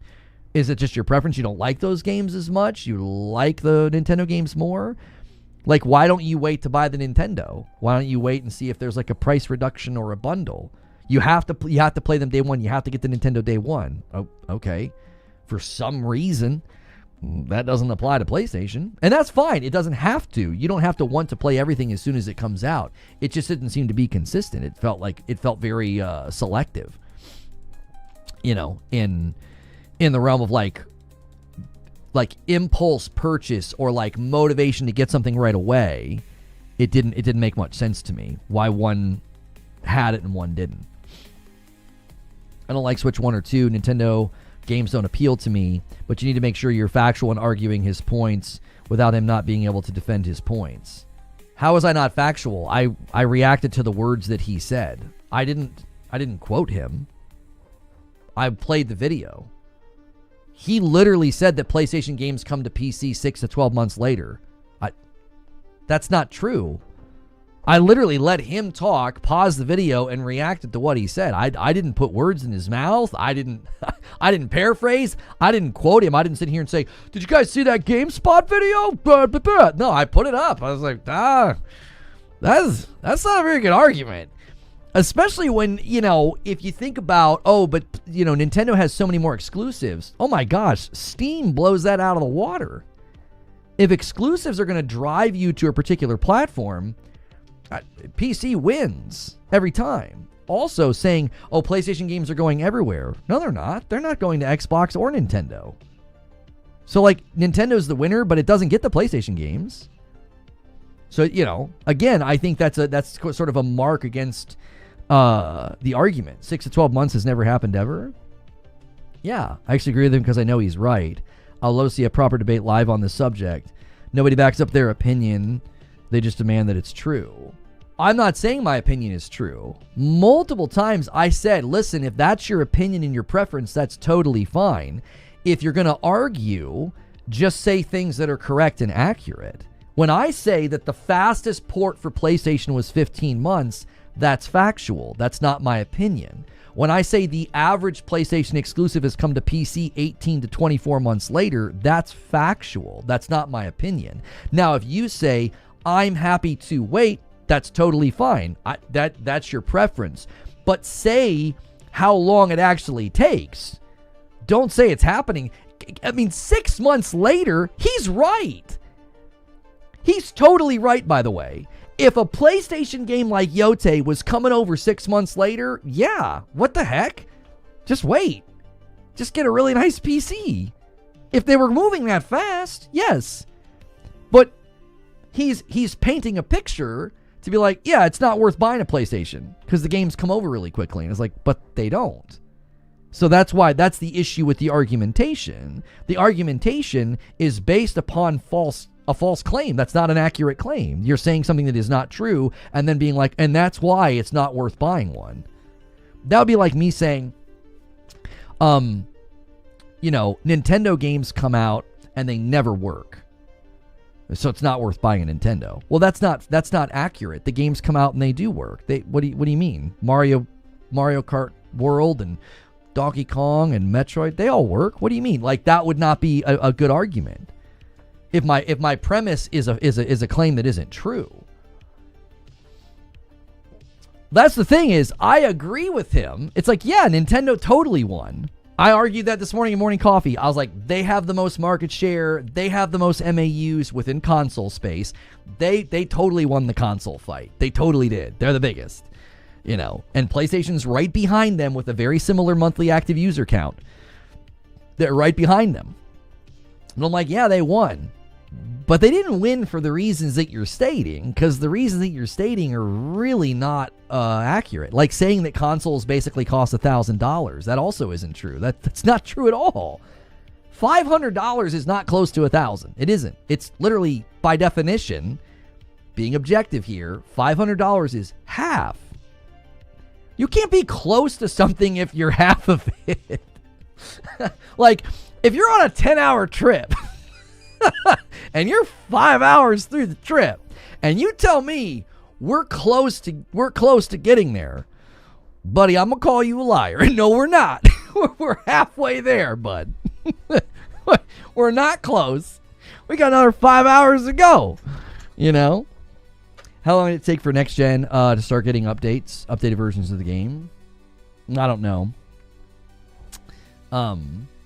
So if you guys find videos like that and you're like, oh man, this is a good video, I want to see Lono debate with this or disagree with this or chop this up, you guys suggest those, put them in the Discord. I love doing that. I'm not going to pull somebody up and call him a name and make fun of him. I think he seems like a nice guy. He's got a cool name. I liked his video. I just was like, I don't agree with you at all. This is not very good argumentation here. Okay, literal man. Yeah, that's what I'm saying, bro. If you're going to sit here and tell me that you're like, oh yeah, we're almost there, we're close. It's like, we're halfway. What are you talking about? How much is PS5 now? I don't know what a PS5 is. Let's see here. They're not close to $1,000. I'll tell you that much. Yeah, right here. Like, I don't know about you, but anybody who says this is close to $1,000, I wouldn't trust them to do accounting for me. You know? How is $500 close to $1,000? That's what I'm saying. Like, to argue that and to say it in the way that he said it, and he's listen. He's saying that while PC is becoming more expensive. Like right now, is the RAM thing affecting the cost of this PlayStation? Is it? It's going to affect PCs. You want to go build a PC? You want to go buy a PC right now? Go for it. It's more expensive. What are we even talking about? You're acting as if consoles are close to $1,000 right now when they're not. And you're also acting like, yeah, you know, for a little bit more money, put together a PC. What? Huh? What are you talking about?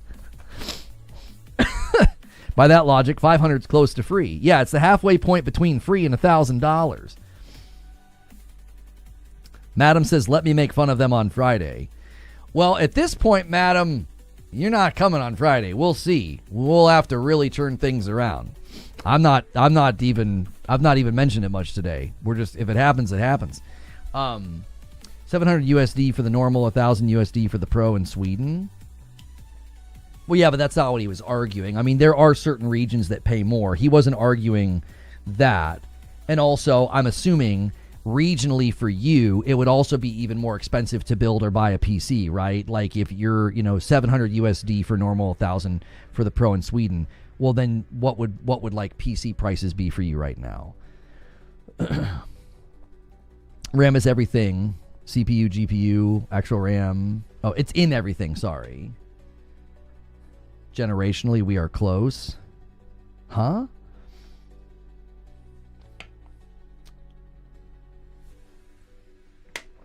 AOZ says, why wait an undefined amount of time to play a game? What if you're still waiting for Gran Turismo 7?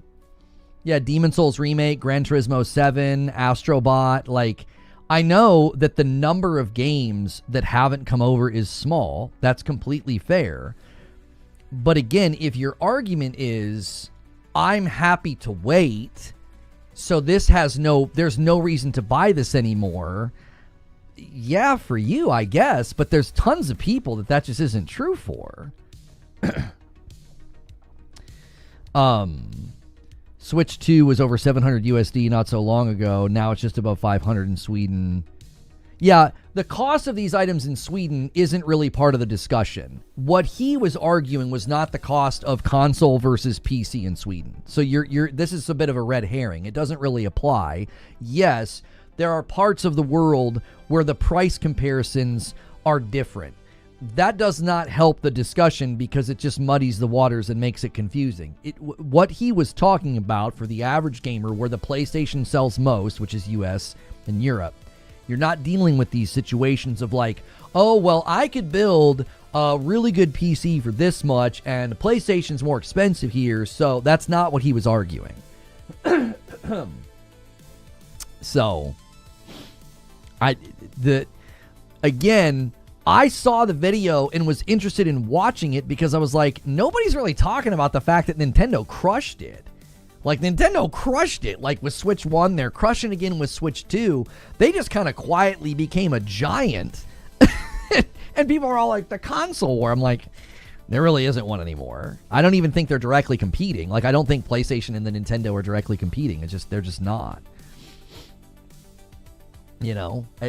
There's three very, very distinct offerings now. You've got your Switch 2, you've got PCs if you want to be on PC, you've got Xbox, you've got PlayStation.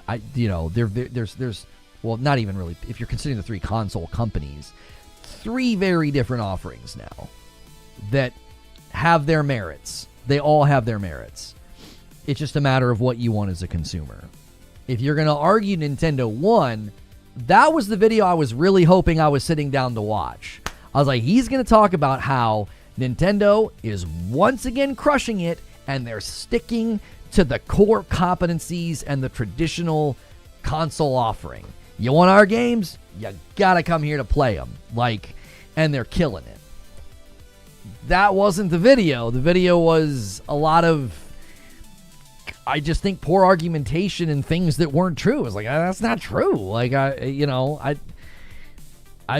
it's always impressive to me when you have an outlet called GameSpot that is completely seemingly oblivious of like the cadence of PlayStation ports to PC. Like, that's a pretty well-established thing. It's also not hard to research that. You just have to like Google the release date of a game and then go to Steam and like, okay, Ragnarok came out this date and its release on Steam is this date. If you've got all 10 of your fingers, that's pretty quick math. You know what I'm saying? If you got all 10 of your toes, you can figure that one out. He should have pointed out the flaws of Nintendo, least powerful, highest amount of games you can't play, and pointed out that Nintendo still has highest sales rather than hardware. Yeah, that's true. That's another thing that I think is worth paying attention to. Is like, again, he kept showing like Cyberpunk footage and stuff, and I'm like, that's just really not where you're going to go to play Cyberpunk. Like, I wouldn't think you're going to go to Switch 2 for Cyberpunk.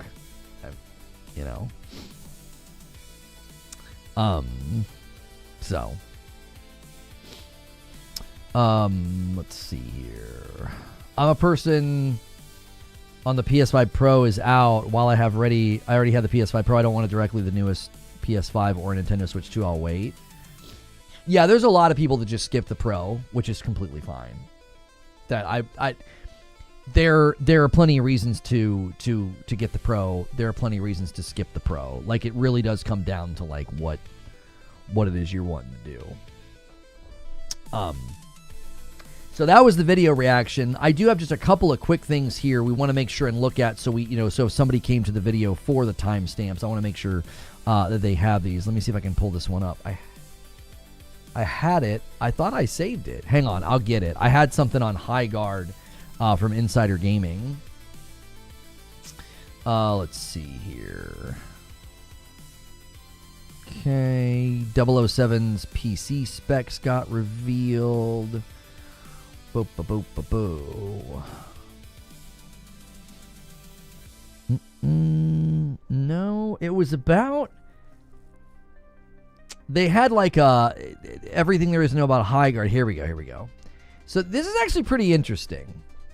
I don't know if you guys have caught up on this or not, but there has been some observation about HIGHGUARD. And the observation has been, like, why did you guys go so quiet? Okay, so this is kind of an everything we know, who's working on it and what have you. And I thought that'd be helpful to put before you, because right now, you had this big announcement at the Game Awards, and you come out of the Game Awards, and, it's not looking good. Okay, the public has pretty soundly rejected the game, and it's my contention that they are currently right now internally in a complete and utter panic. I think they're in a complete and utter panic because they have two options. Well, they have three. They just cut their losses and cancel the game because they're going to take an absolute bath. They're going to lose tons of money, okay? They ship it and roll the dice, and I don't think that will go well for them. I don't think it will last. I think it will be a flop. Or they could delay. Those are kind of your three options. Cancel, ship it, or delay it. And I think they're probably having that discussion right now. Like, they went totally radio silent. There's nothing anywhere. There's not a remark, not a comment, not an interview, nothing.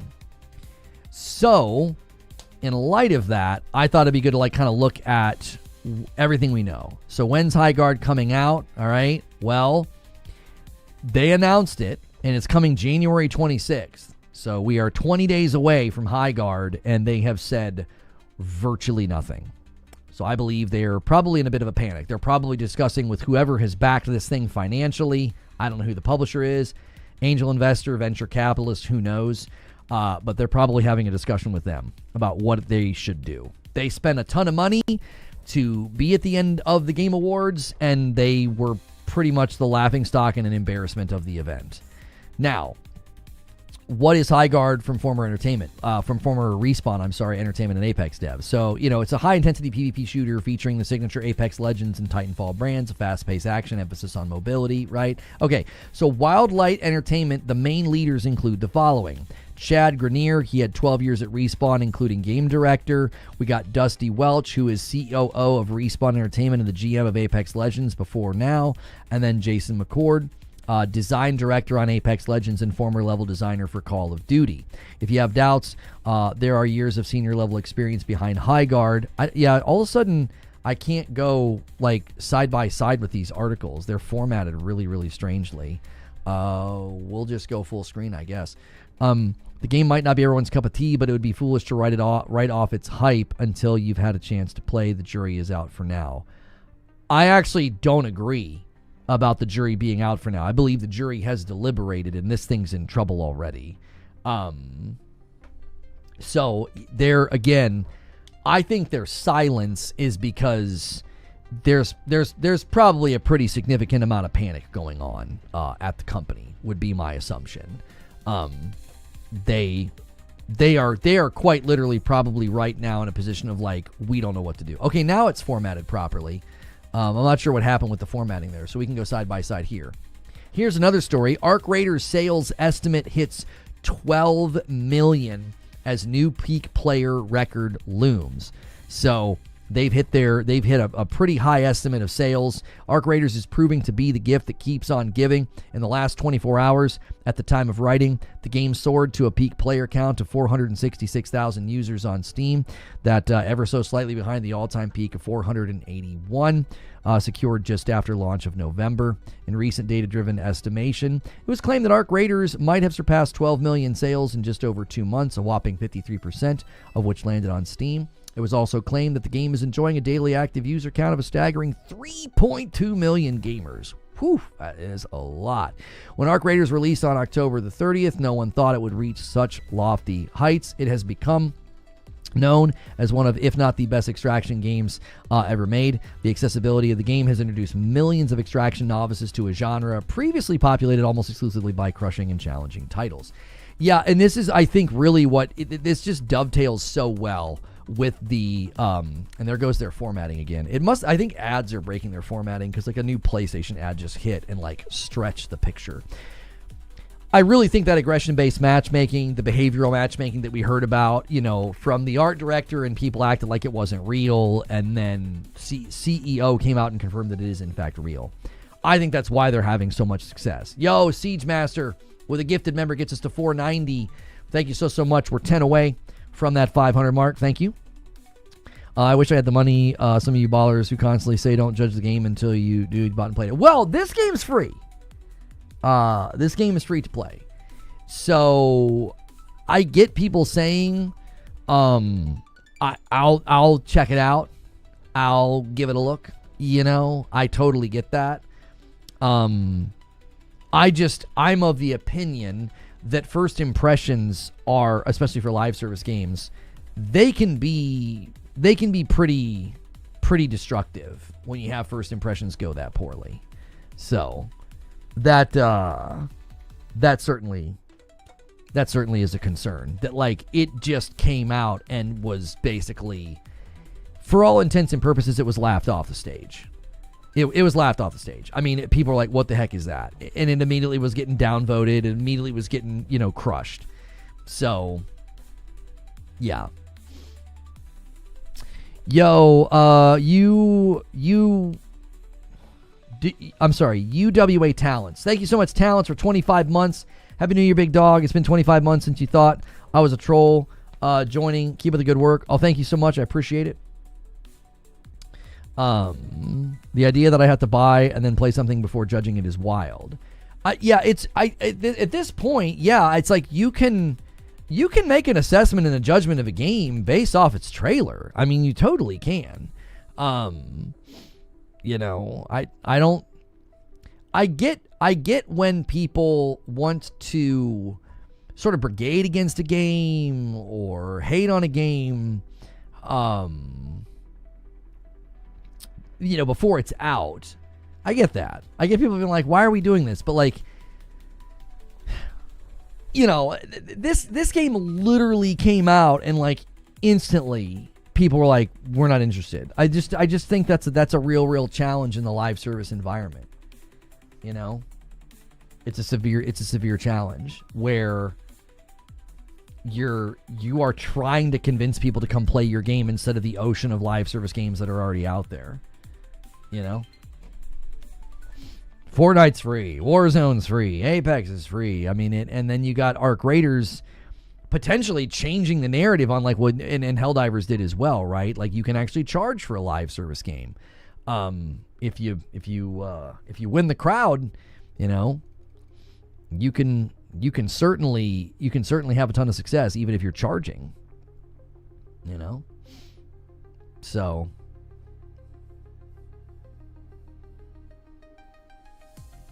I can't play in the NFL, but that guy sucks at pass blocking.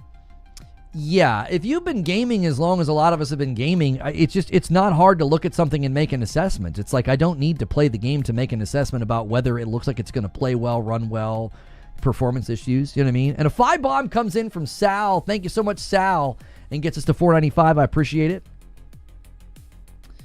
I think that mindset's hypocritical. What mindset do you think is hypocritical? I'm not sure what you're responding to.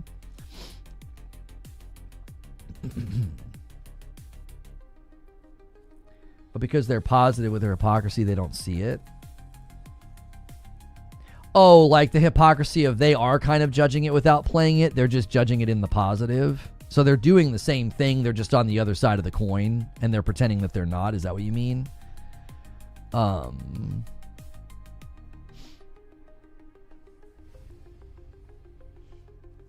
Can't stand live service fair, personally. I totally get people not wanting to be, you know, in a live service game. Buying itself is a judgment. Those people saying they are judging games before they buy them. Oh, people saying they're not judging games before they buy them. They're hypocrites. Right. Just buying it is a judgment. Yeah. Yeah.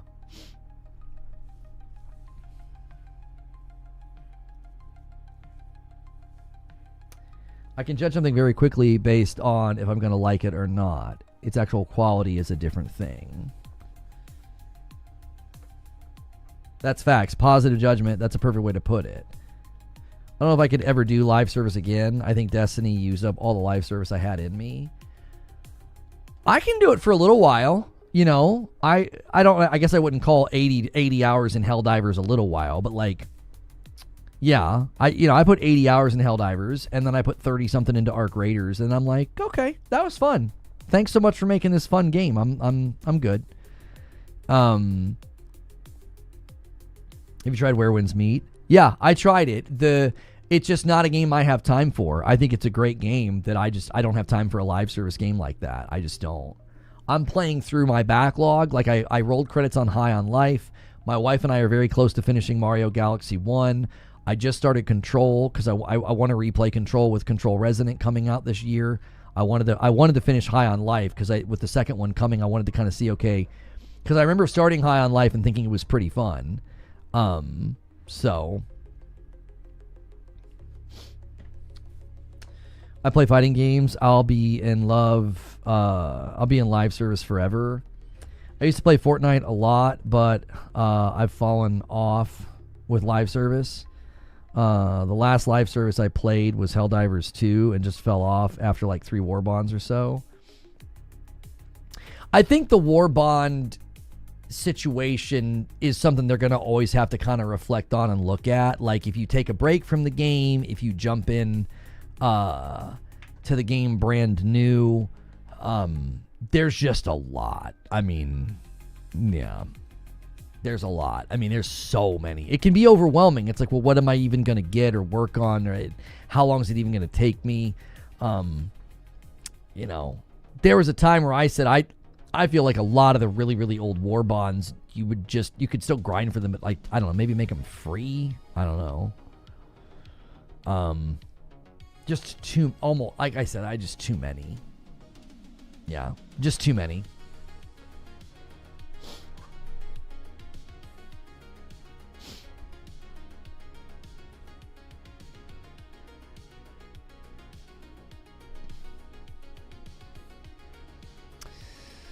Oh, let's see here.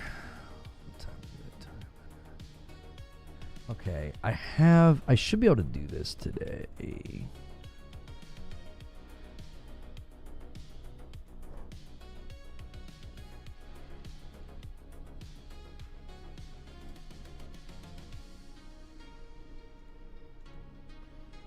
me save this.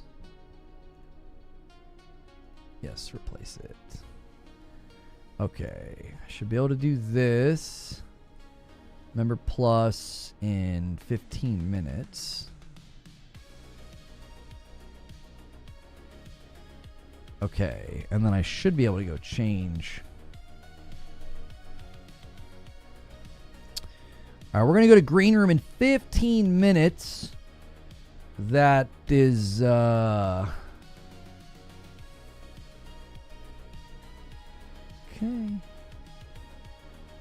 If you want to come with us to the next thing that we're doing, you're going to need to be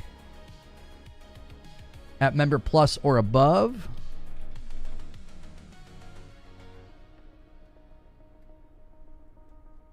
Let me...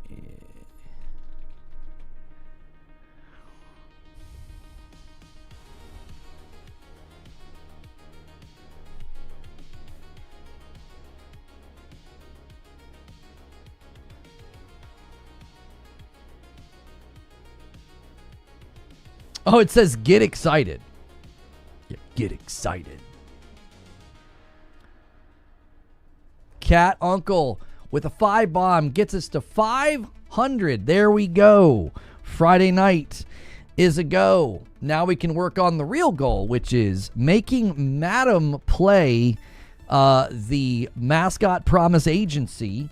So if you guys aren't aware, we kind of changed how this works. We start the week by adding all the Member Plus to the total. So obviously the goal had to be adjusted accordingly. So right now we start the week with whatever the Member Plus is. And then you guys that renew, upgrade, or gift add to the total. So right now we've basically secured Friday night. And then if you want Madam to come, it was bothering me that we were under 500.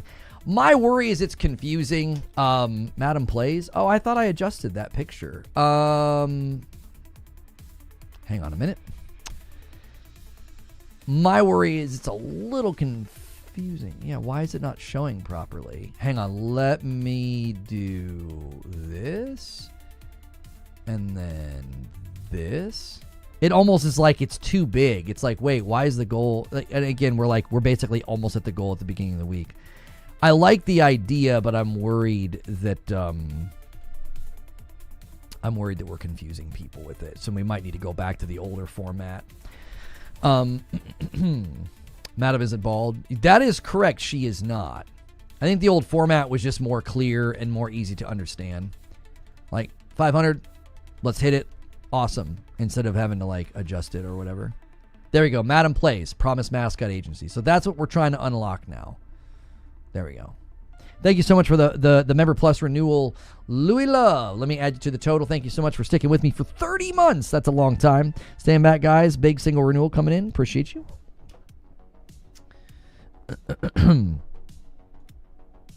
I think the idea made sense. I just think anybody that looks at that's going to have trouble understanding it. I think people were like, well, people will figure it out eventually. And my worry is I don't know. That's probably not true. It's just going to perpetually need explained, which makes it tough. I don't like having to explain it. A VIP from AOZ, 41 months. Join Member Plus. It's extra Lono content. It's great. Thank you so much, AOZ. I appreciate that. I like showing the Member Plus. Maybe we should do that, and then we could have an extra incentive for that like we used to. Like every time we, hit a milestone on that or something, I could do something fun with you guys. This is the first time I've even mentioned it today. I was like, I don't even want to get into it because it just distracts from the show trying to explain it.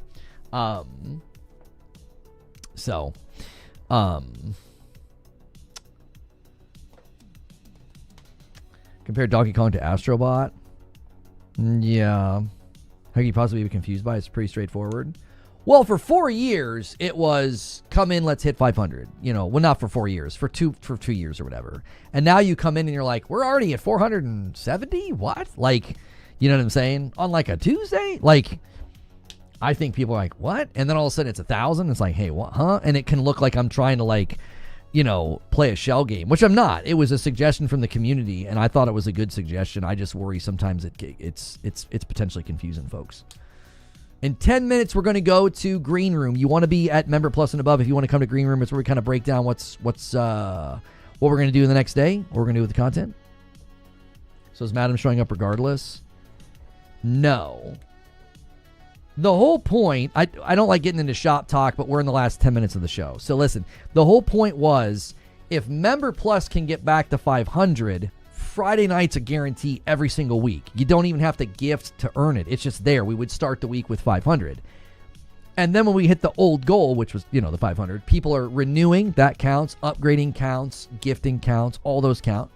Then you would unlock like Madam coming or Madam playing a game. Madam, this week would be Mascot Promise Agency. Like, it's a silly, silly game. It'll be hilarious to watch her play. That was kind of the idea. Yeah. If we have the Member Plus number, the idea was you get Friday no matter what, because like Friday night is just been kind of a staple on the channel anyway, because you guys hit the goal so consistently. So, but I worry that it's just confusing and the optics makes people think that I'm like trying to play some kind of a shell game to like, I don't know, make a creature play dispatch. That would not work because there's so much that you're watching a lot. That wouldn't work. You're definitely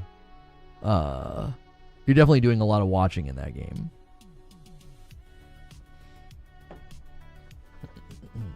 If you guys haven't hit the like button yet, take a quick second and do that. We're going to be going to the Green Room in about 8 minutes.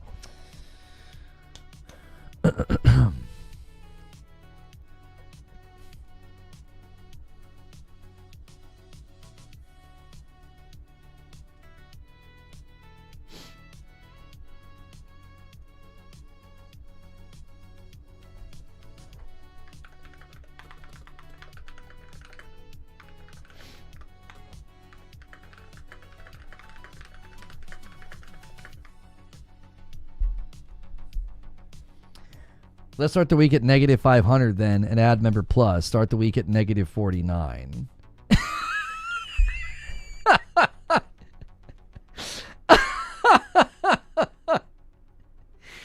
I just think we should start, like right now, we should be at, what was it? We were at 457, like 502 minus 457.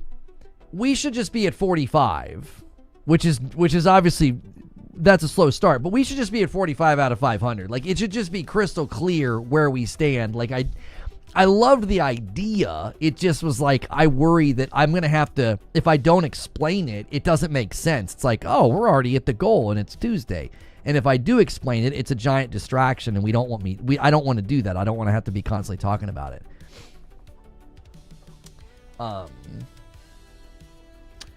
That kind of sucks. I forgot. Forget to post my renewal, so it isn't always in the calculation. Thanks, YouTube. Well, that's the beauty of the Member Plus number being tracked right here. You're always there. You're always there. If you're maintaining a Member Plus or a VIP, you're always in that total, which is greatly appreciated. You should be able to hit the $ Polarin, and it should let you celebrate every month. It should let you do it.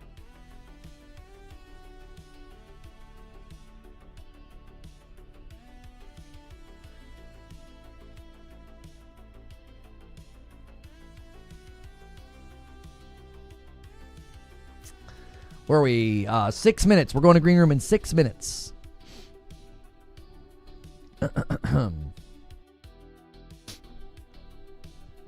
Yo, Mikey. Yep, just like that. Celebrate those. I don't think my renewal should +1 if you already counted it. That was the other reason we thought it was fair to like have the goal set the way that it is. You count at the beginning of the week, and then you also count when you renew. Like it's it's a way for me to show appreciation for you supporting the channel. But again, I think we've maybe just kind of overcomplicated it. In an effort for me to show appreciation to the people at Member Plus and above, I think we've just overcomplicated it. And a 5 bomb comes in from Charles Freeman. Thank you so much, Charles.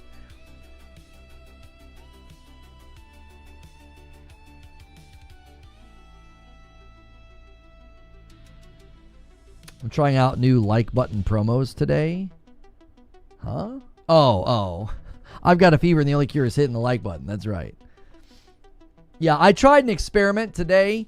You may have noticed until the last 10 minutes, I didn't ask for anybody to hit the like button. I think one time I said, everybody do all the things. And that's all I said. I was like, I'm not going to bring up the like button and I'm not going to bring up the goal. And yeah, I just was curious. Yeah. I was like, I'm not going to say anything about it. I'm going to see what do we get on like count if I say nothing about it. Kind of works whatever the opposite of scarcity principle to have the big number up there. Basically, wouldn't one think no need to add to the number? It's so high already. That's the other concern, Louis. It's like, oh, we've been trying to hit 500 for weeks and we're starting the week with 500. You know what I mean? So, how did it go?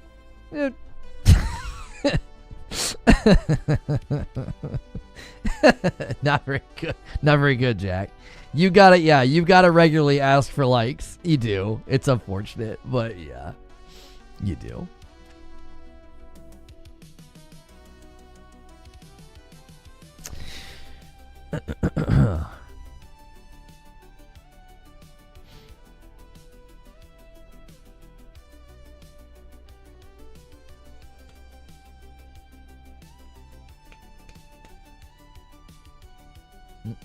People in the community. Yeah, somebody in the community said it. They're like, let's hit the like button. And I was like, thanks, man.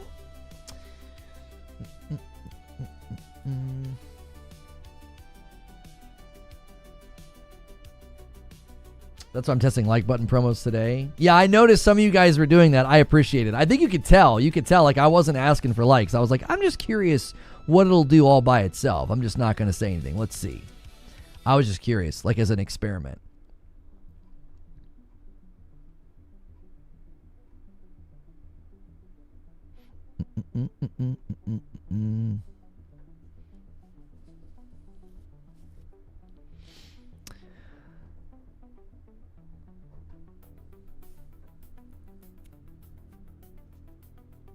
Yeah, Grok, hit the like button.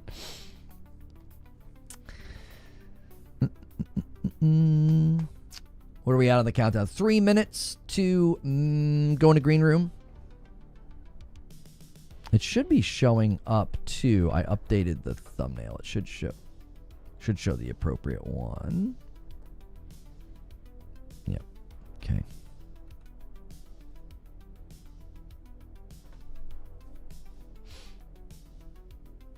Yo, it's good, Parasito. Can you get to questions? I already did. You missed it. I answered your question. I don't know when I did it, but I did it. I remember seeing it. The question queue has been cleared. There were only 2.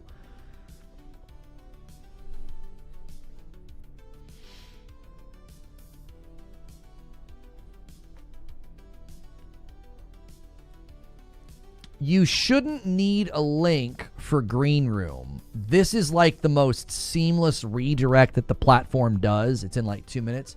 I wish we could have it work like this all the time, like when we come for morning coffee. Unfortunately, you can't do it that way. But yeah, it should be very seamless for you guys. I will put a link in chat just in case, but you shouldn't even be able to see that link in a second. It'll just flip us over to Green Room and it'll end this stream. So if you're watching the past broadcast, there's an extra piece of content that we do every single day. And it's called the Green Room. And it's our ability to kind of plan the next day, kind of look at the gaming news and all of that. And yeah.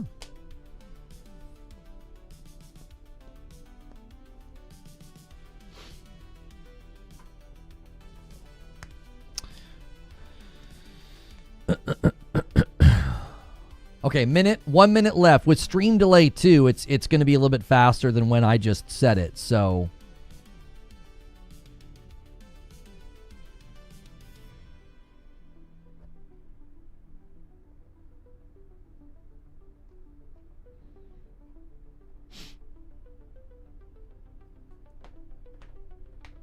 Green Room is back on YouTube. It is indeed. And you have to be here to watch it. We don't leave the video up. Once it's over because members' content is still being shown to non-members. So we don't leave it up. It's not helpful to do that. So you got to be here for it when it happens. So upgrade to Member Plus or VIP and you can come with us. And you want to be here when it happens. Make sure you guys hit like as this stream comes to an end and we roll over into Green Room. All right? Appreciate you guys. If you can't come with us, we'll see you tomorrow, or you can come hang out in the Discord as a member as well. And make sure you're staying informed on what's going on.